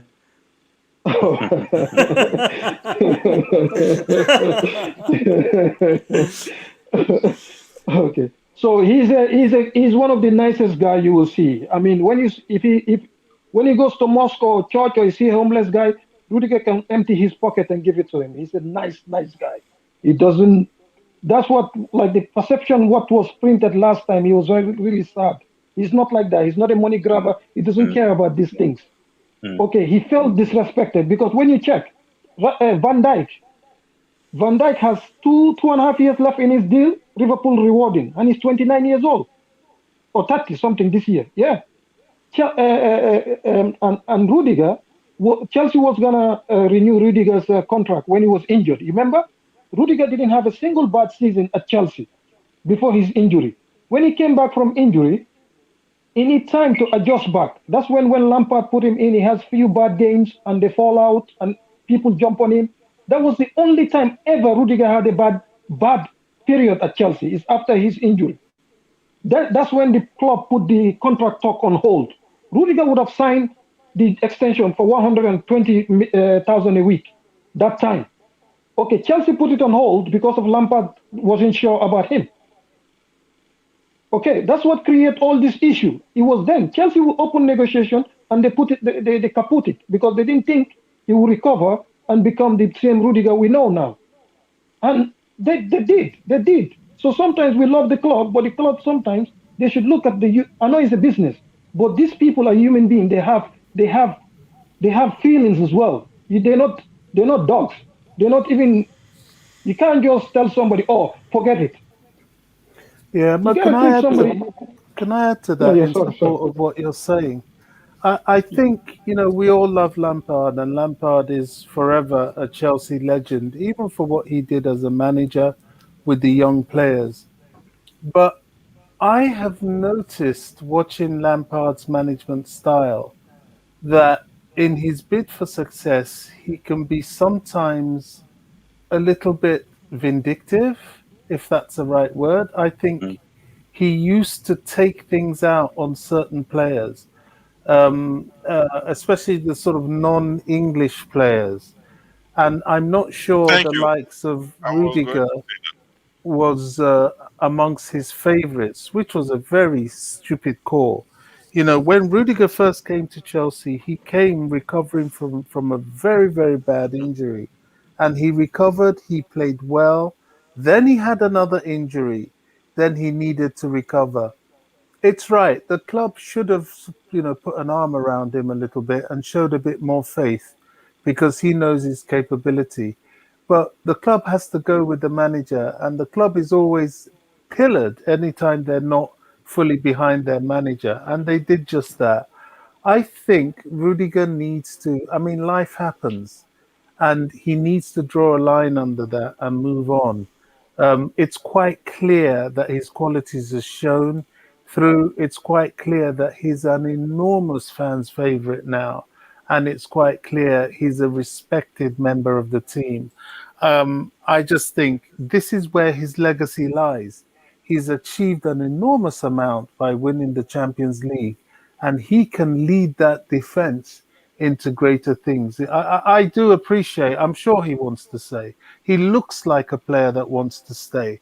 And it would surprise me if I heard otherwise. But, things happen in football. If I hear he wants to leave, well, fine. But if I hear he wants to stay, then I'm looking at the club, mate. Get this geezer pinned down. So if the club Is that Bobby? Is that Bobby? Sorry, Yes, let me it just add this one thing. Yeah, Bobby.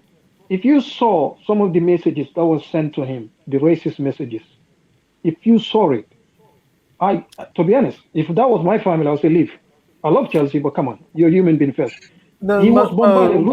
Rudiger was receiving messages from some of this Chelsea, even some of the so-called fans or whatever. They don't even hide it.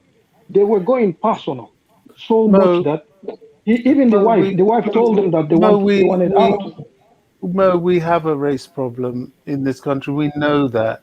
We know that. I mean, you know, you got to look at what they did to Michael Emenalu. I was there. I saw the extra security detail around him because of some of the most spiteful things I've ever seen. So embarrassing. This is a problem. We know that. And I think Mo bravely did a whole stream on it. Rudiger's not the only one. I mean, some of our academy boys, the likes of Tammy Abraham, even Cho, they've all experienced this. This is the life of a black footballer. It's not as bad as it was, trust me. It's not as bad as it was. For me, you know what the issue is as well? It's the press, the newspapers. They don't help. They stir things up because when this Rudiger stuff started, it was because of he was being deemed as the troublemaker, the one who drove Frank Lampard out. And you know, a lot of these Frank Lampard's supporters are these old school, proper Chelsea, as you call them, as they like to call themselves. But you know what? Because they thought that he had been responsible for driving out their hero, he got a lot of hate for that, and it wasn't even proven. Because I said, look, I don't know what went on. You can't just take one person's report for this, and even the people he was meant to be having bullied came up and spoke out, because the people like Tammy Abraham was one of the ones, but he said like he's a father figure. What they're mistaken. Rudiger's a winner, okay? He wants to get the best out of the youngsters. So he's not going to sort of mollycoddle them sometimes. If they need a talking to, he's going to give them a talking to. Yeah. And that's the way I like to see it. You know, they are professionals at the end of the day. And, we need them at their maximum. So we don't want to see people slacking off. And some people, quote unquote, mistook that for bullying. That's when a lot of us turned on Matt Law, to be honest. Yeah. There was a lot of SHIT stirring from so-called Chelsea journalists, which was disgraceful. Exactly. You're cooking up stories that never existed. Exactly. Even when Tuchel was appointed as a Chelsea manager, did you see how the news and all those Frank Lampard friends or whatever on all those news channels came out, like they all saying stuff like, Tuchel is fired from PSG and he has no experience, and how is he going to be a Chelsea manager? And we're all going to see exactly his quality, because Frank Lampard is one of the best things Chelsea can have. All those, there was a lot of, even Frank Lampard's uncle from the other one, I can't remember his name again. Harry Redknapp went on Talk Sport, actually says so. You guys can go listen to it. Is like Tuchel. People are saying only that guy from Denmark, the Haaland, the guy that was commenting more about Haaland during the transfer time. Jan Haytov. Foytov. He's the only one actually saying, listen, Tuchel is going to surprise all of you. The guy is a master tactician. All other English commentators say, no way, that guy this is Chelsea, he'll get fired in 2 weeks, and Chelsea is making the biggest mistake of firing Lampard and all those things. So I don't think it's more Rudiger problem. It's the fact that he was made to be the troublemaker, like Mark said. And anything that is troubling Frank Lampard, people tend to just jump on him, and because he's black, then why don't you use the racism a little in it? If he was, even Alonso was criticized like crazy. So. Well, yes and no, Boogeyman. We know this. We know it happens. You've just mentioned how they spoke about Tuchel. There's a little bit, sadly, I can't believe I'm even saying this, there's a little bit of a sort of Little England mentality around Chelsea. And this spills over in a lot of the attitude. I mean, Max, you remember the time. Remember when we first fielded all those foreign players? I mean, this is people like Vialli and Zola. We were the and first team to field an all foreign team. and Di Matteo, and the press went berserk. You know, Sky Sports, who have never been on our side, they really went crazy, and they stirred up malice against Chelsea, such that when we were going to away games, the home fans of the teams we went to will be singing, England, England, England, because of the Chelsea players. So it's not just the black players that got that sort of discrimination. It happened to the Italian players, who were the bedrock of a lot of Chelsea success. So I think Rudiger shouldn't take too much of it to heart. He should be proud of what he's achieved at the club and understand that the club has changed very much from the times me and Max can remember. Trust me, and probably even Mo. And there are more fans that are for him than are against him, honestly. Then, Bobby, I have a question for you. Because 1 minute, because Mo, I was going to ask you, can you bring up that comment from MCIG, the 1006 one? Because I just want to address that. Sorry, Boogeyman didn't know that he spoke afterwards. Yeah. So with this one here about, okay, there was a statement. We all saw the scuffle between Rudiger and Kepa. But to me, you go to any football training session, any point, there's going to be a bust-up between players. They're all professionals. They're all highly competitive. Sometimes they may go in over the top on tackles. So this happens in training grounds day in, day out. But we don't have to make it public. So with that incident, that's what happened there. It was made public, but it was all after that. It was they kissed and made up after the scuffle. So I don't think it was a big deal on that one, to be honest. Sorry, Boogeyman. I want to just ask Bobby a question. I mean, my point is this: let's say fan disrespected Rudiger now, or whoever. Fans are always fan. Or whatever, Lampard group of fans disrespected Rudiger. So why can't the club do some damage reparation by just at least give him what he wants and just move on from it? Why do we keep holding on to 25,000-30,000 pounds? Just say, okay, we accept that we've done you wrong, or we accept that we did something that is a little disrespectful. So you ask for 200, or just a signing bonus or something, just to squeeze the entire thing down, and just to show the men we now respected you. Why do we hold on to a lot? Well, this is where speculation has come in, isn't it? We don't know. As I've said in the past, Christensen is due a new deal. That hasn't happened yet. N'Golo Kante, could do with an extension. We've got, to a lesser extent, the issue of Jorginho. There are lots of new deals to be made. Yes, the clock is really running down towards January for Rudiger's deal. We don't know what the ins and outs are.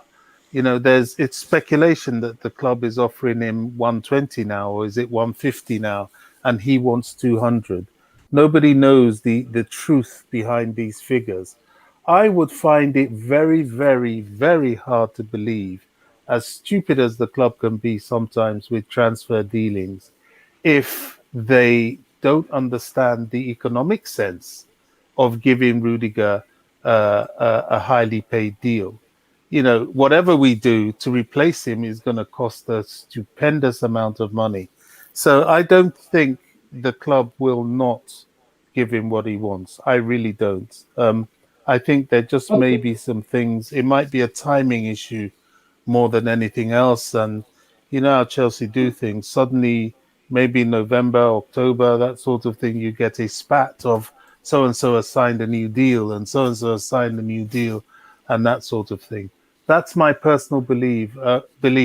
I'm slightly the optimist, but it just makes sense. I can't. It doesn't make sense to let him go unless he wants to go. It just doesn't make any sense. I also believe that he will stay, but I think the there are people that he trusts in the club more than certain people, and that's I think Christensen as well. The open negotiation with him, the Chelsea did that with all the academy players and players when they were signing, when Mount was extending or whatever. They put it on hold because Lampard didn't think that because Christensen didn't toughen up, so they put that on hold. If at all Rudiger, they just put it on hold. Okay, he's a senior player. If at all you put it on hold, but you didn't, the club didn't defend him when he was that was the thing. I don't think it's all about money. I think they're working on that, and now Tuchel has done a lot of things that Rudiger has seen. But Rudiger is worried. What about if I sign? Tuchel get fired. Who they bring in next? So that's all the things. It's not only about money. That's what people are missing here. Yeah. He's worried as well. There's a lot of elements. There's lots. It's not money alone. He's worried about his well-being. Please, Mo, can I just say one last thing on this matter, please? Because I don't want to change the subject. I'll be really quick. I understand there are lots of things, lots of feelings involved, and so on, and negotiations are bound to continue. And I think the club will try and give him as many assurances as is reasonably possible. But let's not lose sight of one very, very important thing in this world that we live in, that it's full of all sorts of unaddressed discriminations. And that is that Roman Abramovich personally stamps out this thing in his club. He has done more for things like women's football, the gay community, definitely the black community, the Jewish community, I feel, than any other club in the Premier League. He stood by Michael Emenalo when he was getting all that trash. He wanted him to stay. And at the point when Michael was leaving, Roman was personally very sad about it and had to let him go because he wanted to go. He would have continued to keep him in his post. So as far as those sort of little discriminations are concerned, I don't think they are a Chelsea club issue per se. No, it's not a club issue. It's not a club issue. No, what I'm telling you is, Marina is very good with them. Even sorry. Give me a second. Yeah, we're going to move on to another topic. This is a very, very interesting topic, and it will drag on all night. What Bobby just said hits the nail on the head. One of the guys in the comments also talked about agendas against Chelsea. That is a fact. Chelsea is being targeted. It has always been targeted from the beginning. We've just lost Boogeyman. Has always been targeted since the beginning of Roman Abramovich's tenure at Chelsea. Roman Abramovich coming saw a lot of changes happen to Chelsea Football Club and football in England in general. He introduced a different aspect of football, different aspects of managing a football club, the way that the club was trying to attract players, being a superstar club, attracting big names, moving forwards. He changed a lot, and that got people to dislike Chelsea. Max made a big statement, and I saw that. I actually saw that when the foreign players started taking the pitch.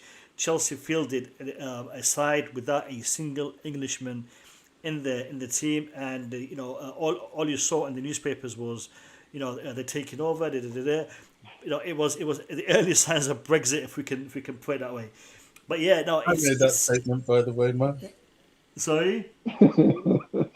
I'd love to take the credit, but that was Bobby who made that statement. Oh, so Bobby, my bad. Yeah, same school of thought. Bobby, Max, you guys have a lot in common in regards to your opinions. Anyway, I remember when those players were coming in and they were getting big contracts. Chelsea were pioneers in paying big bucks for their players. And then money started to flood into the Premier League, and that is something that Chelsea have never recovered from, because the hate is become, inherited by journalists. They pass it on to their kids and their grandkids. Chelsea have always become, or always will be, a club that is filled, or people look at it with envy and jealousy. And whenever we have a player that stands out for a particular reason, their religion, their color, their whatever, and the easy praise for the others, they will use that against us. Whether it's done directly or indirectly, it happens. But and another thing, Mo, which is a fact actually, a lot of the journalists, sports journalists, are West Ham United fans, and they actually. I worked with them. That's why I know it's a fact, because I've worked with some who are sports journalists, and they told me outright that they deliberately write bad press about Chelsea because they don't like them, basically. And these are the journalists, yeah. And that is I'm not talking about a speculation. This is a fact. It's a fact. Yeah. So we learn to live with it, and we keep moving forward, and we are one of the best teams, if not hopefully will be the best team in England this season. Hopefully, we are the champions of Europe, and this is what I want to talk about as my final topic for the next 15 to 20 minutes. Our season. We've had 6 Premier League games. We've seen the results of our club. We've seen the results of our competitors. It is very, very close. I think top 10 are divided by a couple of points. Top 6 divided by like 1 point. So it's very, very interesting. Very, very interesting. The results this weekend were a wake-up call to a lot of the teams. And I want to ask you guys this question because I want to address Tuchel. We talked about the system in regards to certain players and whatnot, but even Tuchel himself, in the post-match press conference against Man City, he said there were errors. There have been errors, and we are addressing those errors. And it was he put it on himself. He said, maybe I should have selected different players. There were players with issues. For example, N'Golo Kante, he wasn't. He was fit, but he was also ill. He had I don't know if he had a cold, stomach problem, but he wasn't fully ready to take that pitch, and he made him play. So there were errors made. In hindsight, things would have been different. But do you guys think that Tuchel is going to have a difficult time this season? Is he going to have an easy time this season? Is it going to be the same level as we saw when he came in and he managed Chelsea in a very turbulent situation, steadied the ship and was able to take us to the Champions League and win it? Are we going to see a positive season? What do you guys feel from what you've seen so far in these first 6 matches in the Premier League?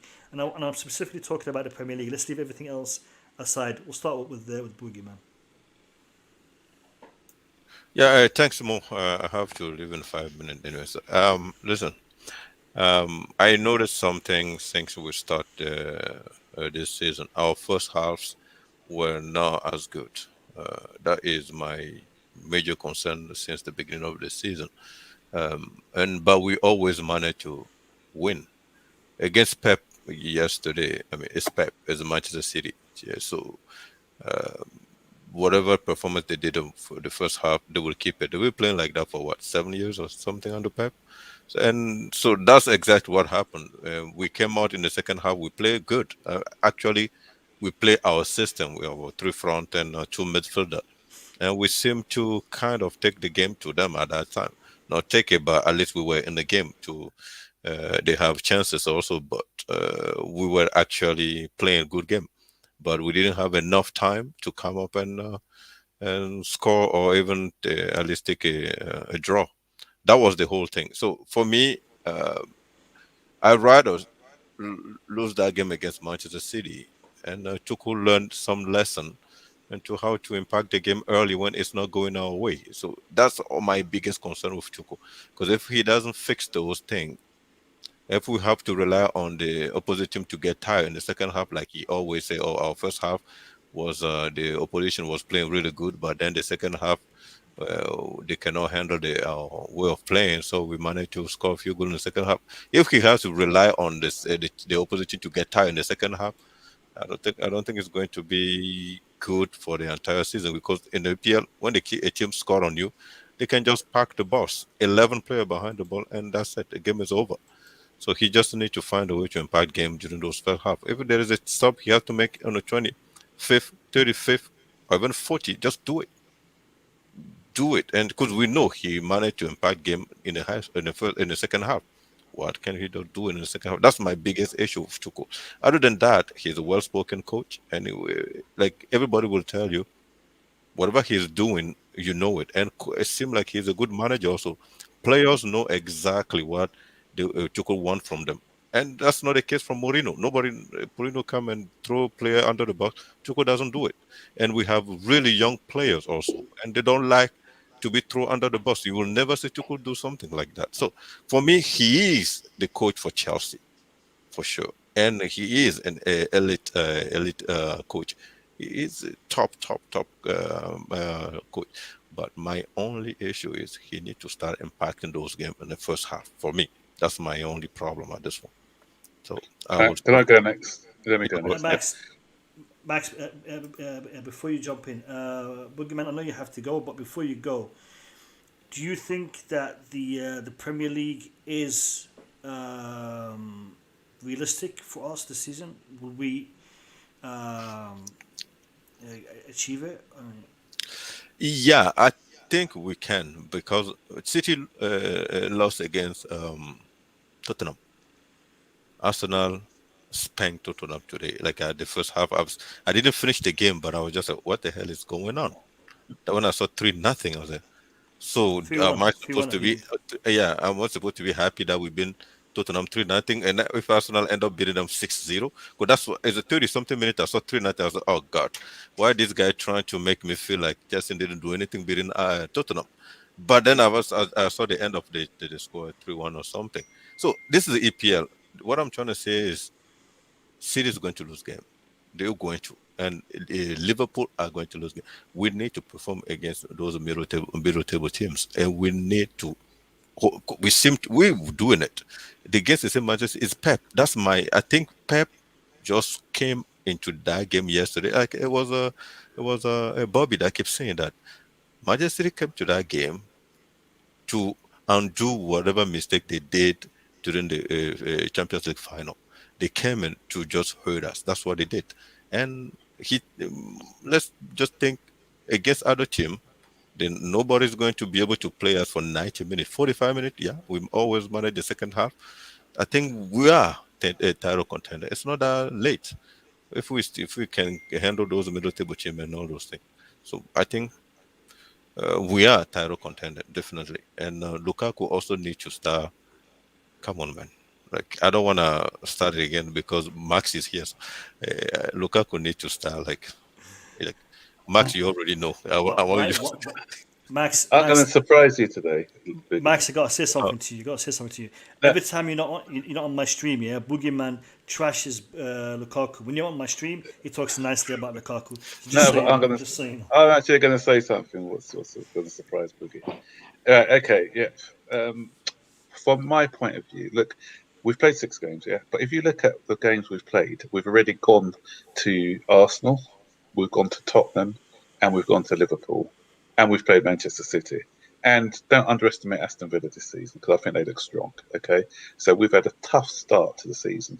If someone said to me at the beginning of the six games we played, how many points would you realistically want to get from that? I'd say around about 13, which is what we got at the moment. Is it? Yeah, 13. 12, so up 13, or 12. Yeah, 13. 13, yeah. So I'll be happy with that. And what we need to do now, we need to, as Boogeyman quite rightly said, these middling table teams now. We got a run of, on paper, winnable games, because nothing's guaranteed, especially in the Premier League. So we can win these sort of middling games. Then these next few games, then I think we'll be okay.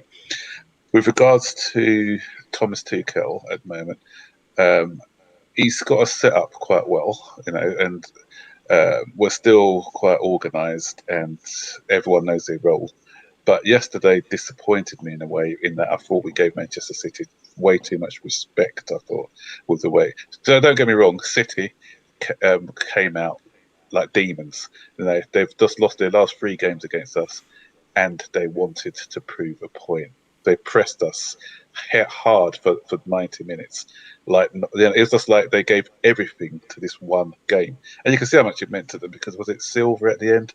He went down on his knees like they'd won the Champions League. Someone's got to tell him the Champions League was actually last season, not yesterday. Because it's quite weird. You see Manchester City celebrate beating Chelsea. Manchester City are the league winner, title holders, but this meant so much to them. And you know what? This should be a compliment to us, because it is. They've just, it's a massive compliment to us. They've beaten Chelsea, and it's like, we've won a cup or something. Max, so Max, Chelsea... one second. Boogeyman, I know you have to go. Thank you very much for being on the stream, and we'll talk to you later. Take care, Boogeyman. Yeah. Yo, take us off you, right? Have a good night, guys. Bye. It's a pity you got to go. Can you wait for 1 minute, Boogie? You definitely. Yeah, no problem. Yeah. Because I'm going to make a point which you may be happy on, actually. Because what I'm going to say is, I think Lukaku is good for us, especially against these teams where we're struggling to score goals. So where we're struggling to break teams down like the Wolves and things like that. But yesterday, actually, I thought that he hampered us more yesterday in the way that we set up, because I think. When we've played City in the past, where we played them with a false 9, I think we've given them more trouble there, because he had 2 big centre-halves that he was fighting against. That suited them more, rather than someone like Havertz, who can drag the defenders out of position, and Werner, who can pull them the other way. So, sometimes I think Thomas Tuchel may have to make that difficult decision against teams like that, and maybe Liverpool, teams who come at us a bit more. Then sometimes we may not need Lukaku on the pitch until the second half, maybe. So I don't think because we've bought this player for 95 million that he should be guaranteed a place week in, week out. And there's something in the chat I saw about Lukaku here. I think we have to adjust our game slightly, because he doesn't press as well as maybe when we've played with a Werner or a Havertz. So we don't pressed high up anymore because of him having him in the side. So we have to adjust a little bit for him. But I still think, so sometimes there is times when he needs to be rotated. And there's nothing wrong with that. I don't think. Nothing wrong. Yeah, I mean, this is Chelsea, right? We are in all those competition. And thanks for saying that, man. I feel better about myself. No, it's fine. It's fine, because I'm not, because I love this guy and I wanted him to play. I'm not one of these guys who's just going to stick by him just because he was my guy and I wanted him in. Yeah, exactly. I'm going to see it as I'm going to say it as I see it. Sometimes, I haven't got no bias towards any individual in this club. That's beautiful, Max. Yeah, beautiful. Exactly. Yeah, Bobby, Mohammed, talk later, man. See you, Boogie, man.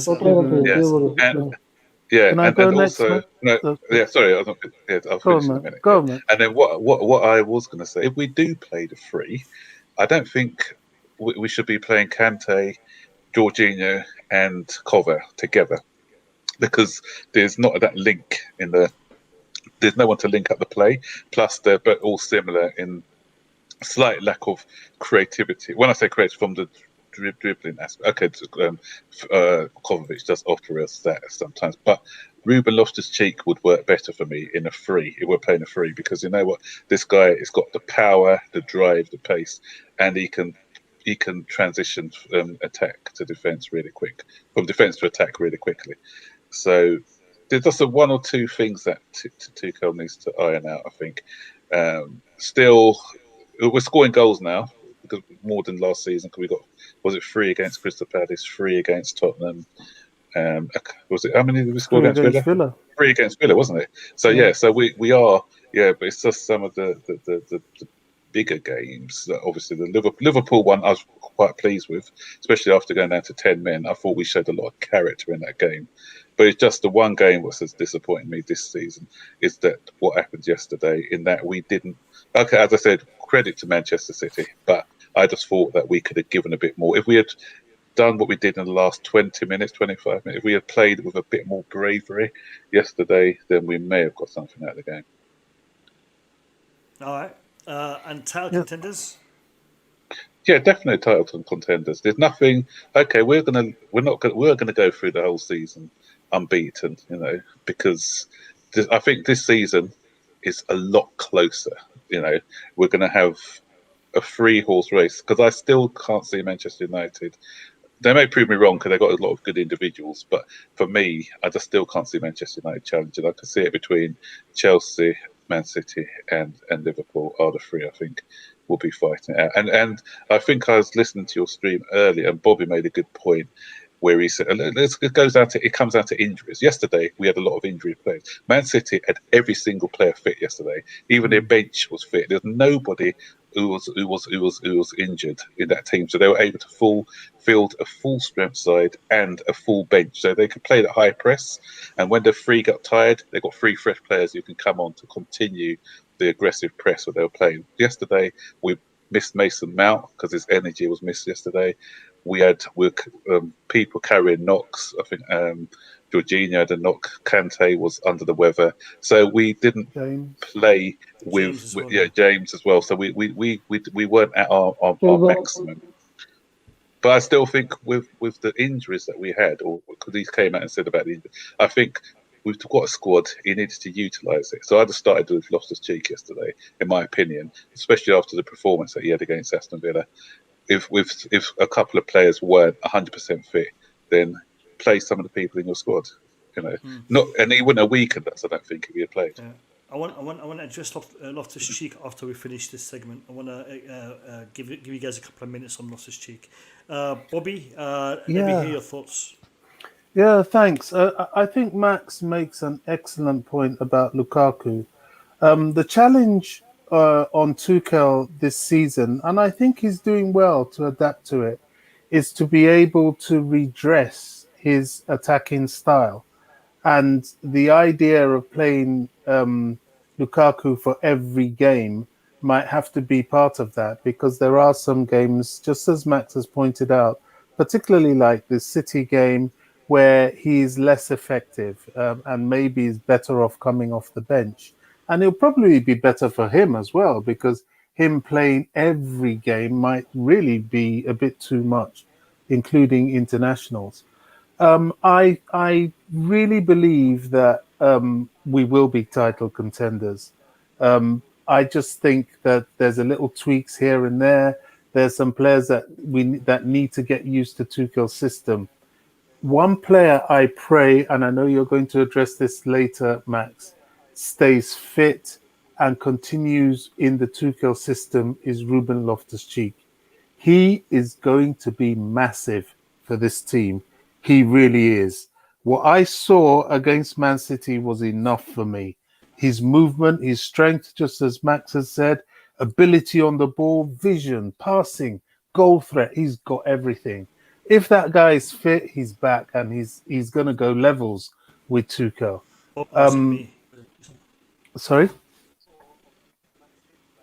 Sorry, man. I think he's frozen. I think it's frozen.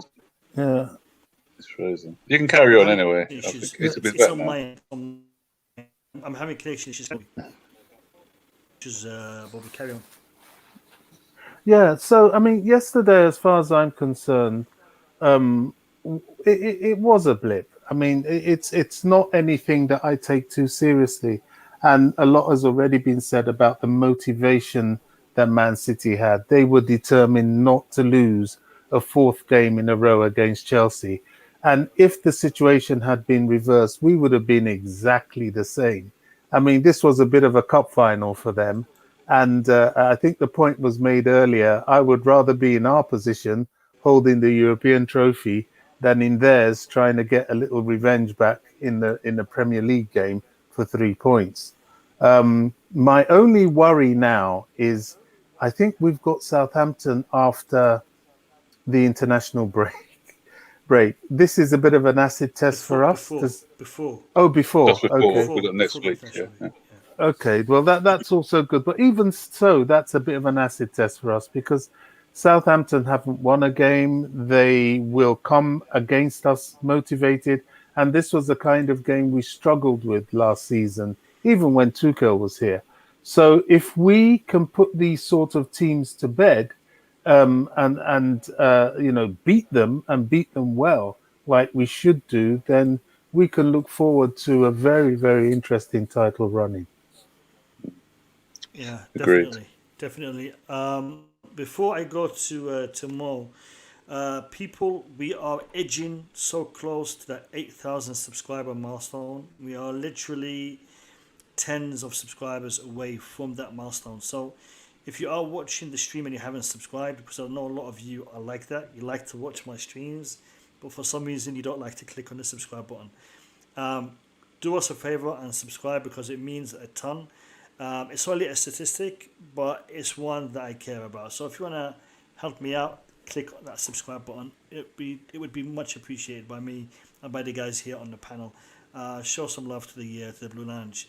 Mohammed, give me your thoughts on this season, Tuchel, and our chances of winning the Premier League. To be honest with you, maybe I'm crazy, but I'm not worried at all. Maybe I'm really, really crazy. Yesterday's game, why I wasn't worried is because of we didn't play well, and City played well. So, and also I thought it was just, I think some of the players were injured, definitely. They were not fully fit or not well. So you can't play a game with even 2 unfit players, not to mention we had 4. And Timo Werner wasn't fully fit. 15 minutes into the game, he was holding his hip. He was tired because he didn't take a penalty, you remember? Because he said he had cramp towards the end of the game, the last game. So I think Tuchel learned something here is to trust the squad. You should start giving everybody more minutes in case something like this happen. You will bring them in. That's what Pep does. Pep rotates his squad. Even the ones that are on the fringe, they always play like 10, 15 minutes every other game. So they have their in the rhythm. So whenever desperation time happen, injury or whatever, you put them in because they know they've not been sitting on their backside for like 5, 6 games. Because as a professional player, if you've been sitting for more than 2 games, you lose fitness. Training is not the same as game time. 10 minutes in a game, in an intense game, is more than half an hour training.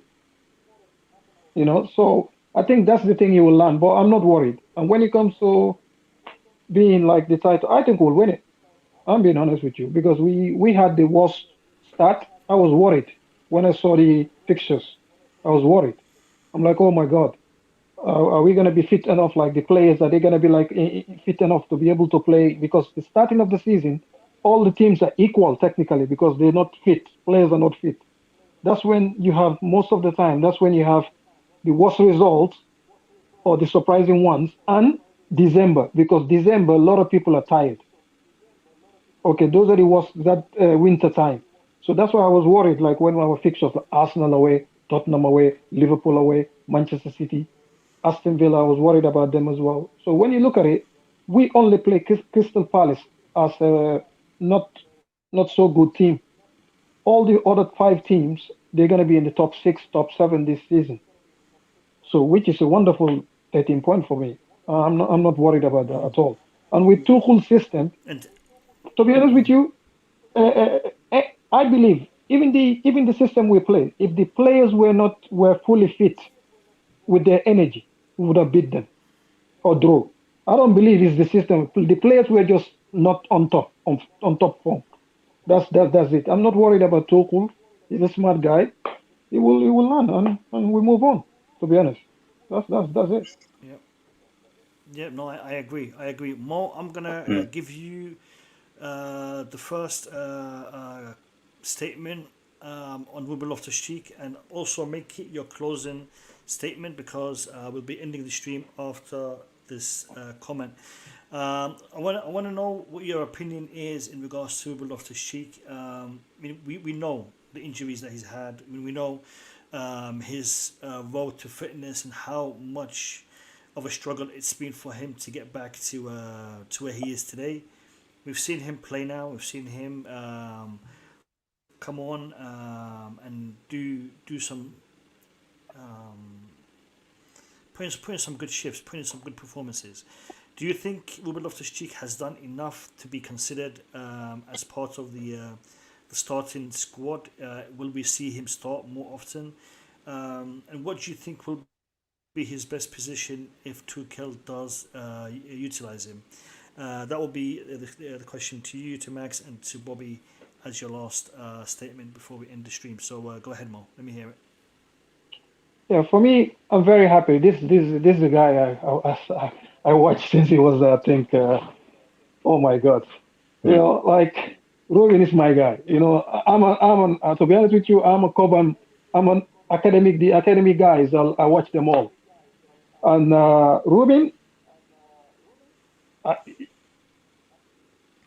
don't even know where to start. The thing is, I'm happy for him. The best decision he made was to leave Chelsea last year because of after that injury, like I keep saying, Cho made a mistake. After that injury, you need to leave. It will take you 12 to 18 months of playing consistent football for you to build muscle. Without that muscle, you will never ever be the same player again. It's not training. You have to play games. Minimum 1,000 minutes. 1,000 to 2,000 minutes. That's what you need to put in your body in a season to build the muscle they lost through that injury. That's why Cho is struggling, because he hasn't. Ruben going to Fulham, I wasn't worried that he wasn't playing well. Well, what I was worried about is for him not to get another injury, which, touch wood, happened. Thank God. MashaAllah, it happened. Nothing happened to him. After that, I knew this season Chelsea didn't need Saul. I said it, not on your stream, but I said it in previous or whatever. People thought I was crazy. I told them Ruben Loftus-Cheek started playing the sixth position at the age of 15 with Nathaniel Chalobah. They were the holding midfielder for Chelsea in the 4-4-2-3-1. Lewis Baker was the 10. Okay, Ruben played there 2 years. Then, because he was so good, the academy, the staff in the academy and the club, they decided that he was too good to be playing as 6 because his skills are too good. They move him forward to make him a 10 or 8 because he can dribble, he can pass, he can beat a man, he's fast, he can score a goal. So leaving him at the 6, they believe that his talent was wasting. That's why the club kept moving him to the 8, to the 10. But Ruben started playing as a 6. That's what his original position was in the youth team when he broke through at the age of 15. So, but most people don't know that he can play the 6, he can play the 8, he can play the 10. For me, I won't be surprised he will start at the 6 for Tuchel. But going forward, I believe if everybody is fit, as soon as he gains his trust, Tuchel will move him a little bit forward. And don't be surprised if one of those people that are supposed to play with Lukaku, Ruben is moved there like Conte did in his first few games. He put him next to Costa until in his few games when he played the 4-2-4 system. Ruben is a special player. I'm not gonna like, he's capable of anything. There's no position in that middle, in the middle of the park. He can even play. You know the Thiago Silva position. He played that as well at the youth player. People, you know what? I think Chelsea players, they don't know how special this kid is. He can do anything. He's like Ruud Gullit. He reminds me, people say Michael Ballack. I think he's more like Ruud Gullit or Frank Rijkaard. Max, Bobby, you guys remember Ruud Gullit and Frank Rijkaard? That's Ruben Loftus-Cheek. Absolutely. And I can see what you're saying. Okay, people don't know what we have. We have a gem. He doesn't need the pace. If he loses the pace, he can play a center back. Yeah. You know, we're lucky to be honest. We are lucky. This is a 50 million player. We get him back. I love listening to this guy. I love listening to this guy. You know, he's given me. Mohammed is going to be a regular on my show. Trust me. Me and him are connecting. Me and him are building bridges, man.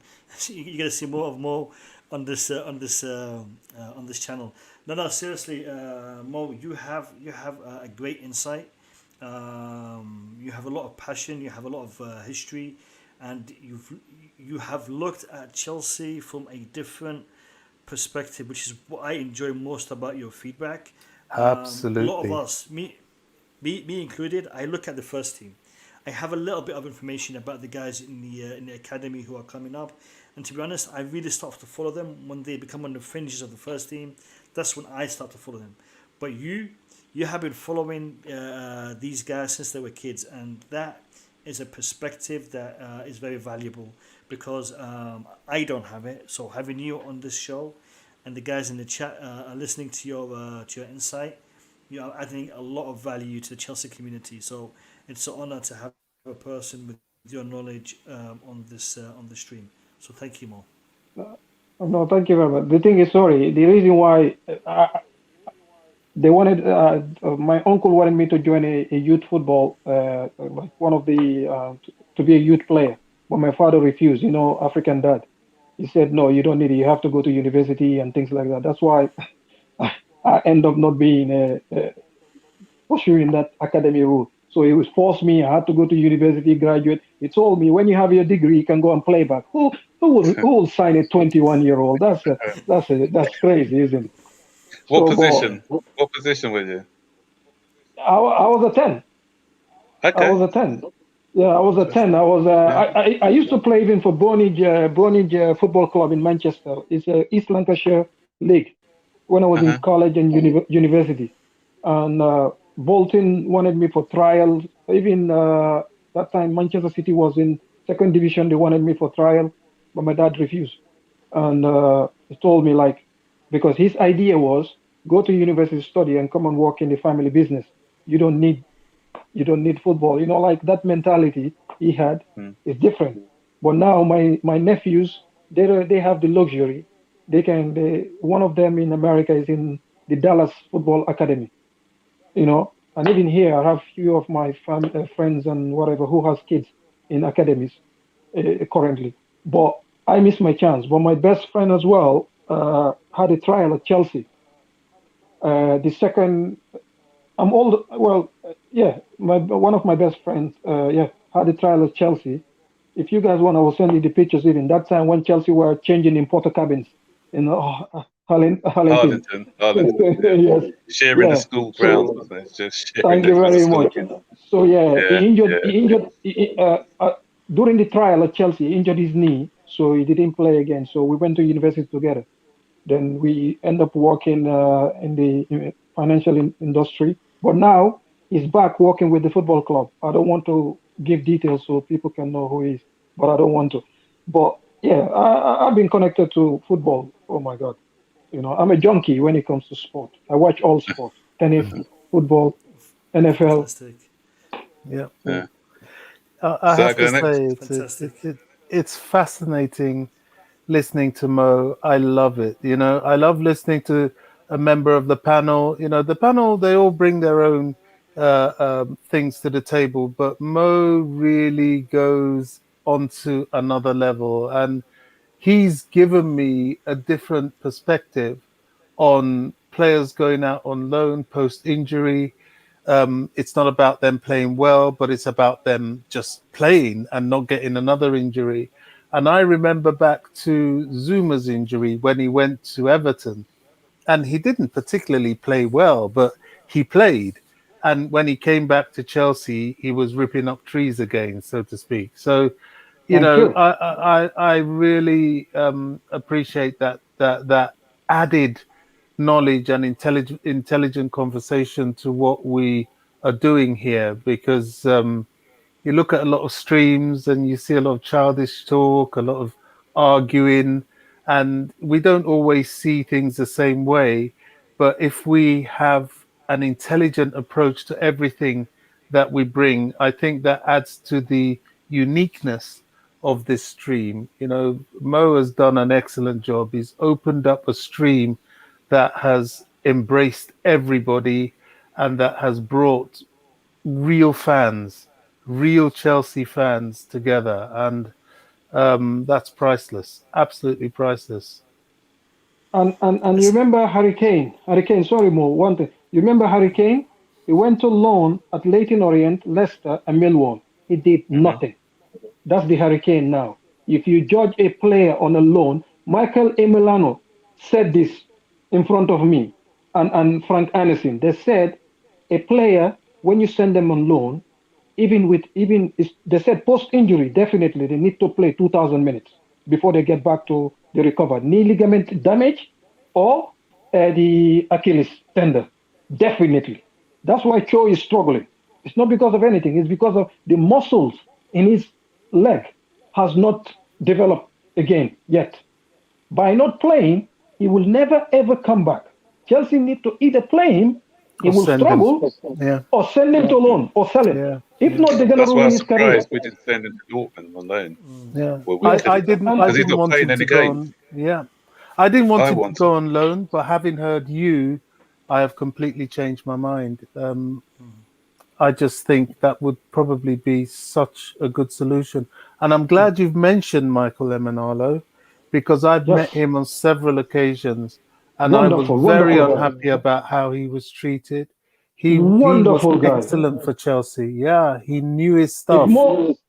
If more don't mind, I will tell you guys the greatest thing Michael Emenalo did at Chelsea. People don't even talk about. Michael Emenalo had the vision. Michael Emenalo, sorry, I'm hijacking your stream. Sorry. No, go ahead, mate. Michael Emenalo had the vision and told Chelsea that if you sign Kevin De Bruyne, you sign Oscar, you sign all those players. You remember after we won the Champions League? Yeah, Mata. And Lukaku, Mata. Chelsea will dominate English football for the next 10 years. But Mourinho came, wanted a quick fix, and sold the players and buy ready-made players. We won 2 titles, but we didn't dominate. He wanted to create like something like Ferguson did, to win 5, 6 titles in 7, 8 years. But that's why he left. Not because of he didn't love Chelsea. He loved Chelsea, whatever. Roman didn't want him to go. Marina didn't want him to go. But he just didn't understand what we were doing, selling these players. And guess what? That's what lost Mourinho his job. It's nothing to do with the result or whatever. It's when Chelsea saw Kevin De Bruyne, Mourinho telling Chelsea Kevin De Bruyne will not be ready until he was 25, 26. 18 months later, he was at City. That pisses the board off. Yeah. And Mo Salah was. Thank you very much. Yeah. People forgot that. And remember, he sold David Luiz, said John Terry will play another 2 years or 3 years. One season later, John Terry was finished. And the board was pissed because guess what? That costs money. But Chelsea fans don't know the in and out of all these things.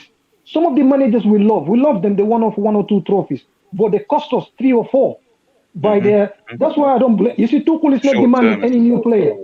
Yeah, he's not demanding any new player. Want to work with this thing. That's what a manager should do. Okay, but Conte did it. Mourinho did it. The short time is in. I'm gonna have sorry. because I have a schedule, and I need to be somewhere in very, very soon. So I'm gonna have to end the stream now.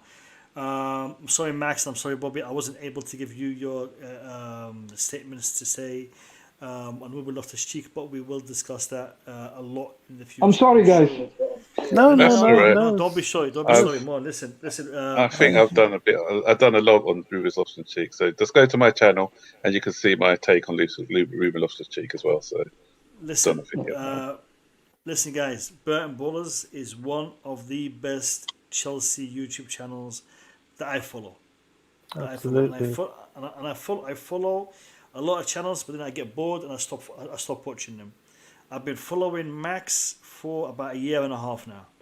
It's coming to 2 years. I've been following his channel, and he has some fantastic content on there. And for me, it's one of the most underrated Chelsea YouTube channels on YouTube. So go check it out, the Burton Ballers.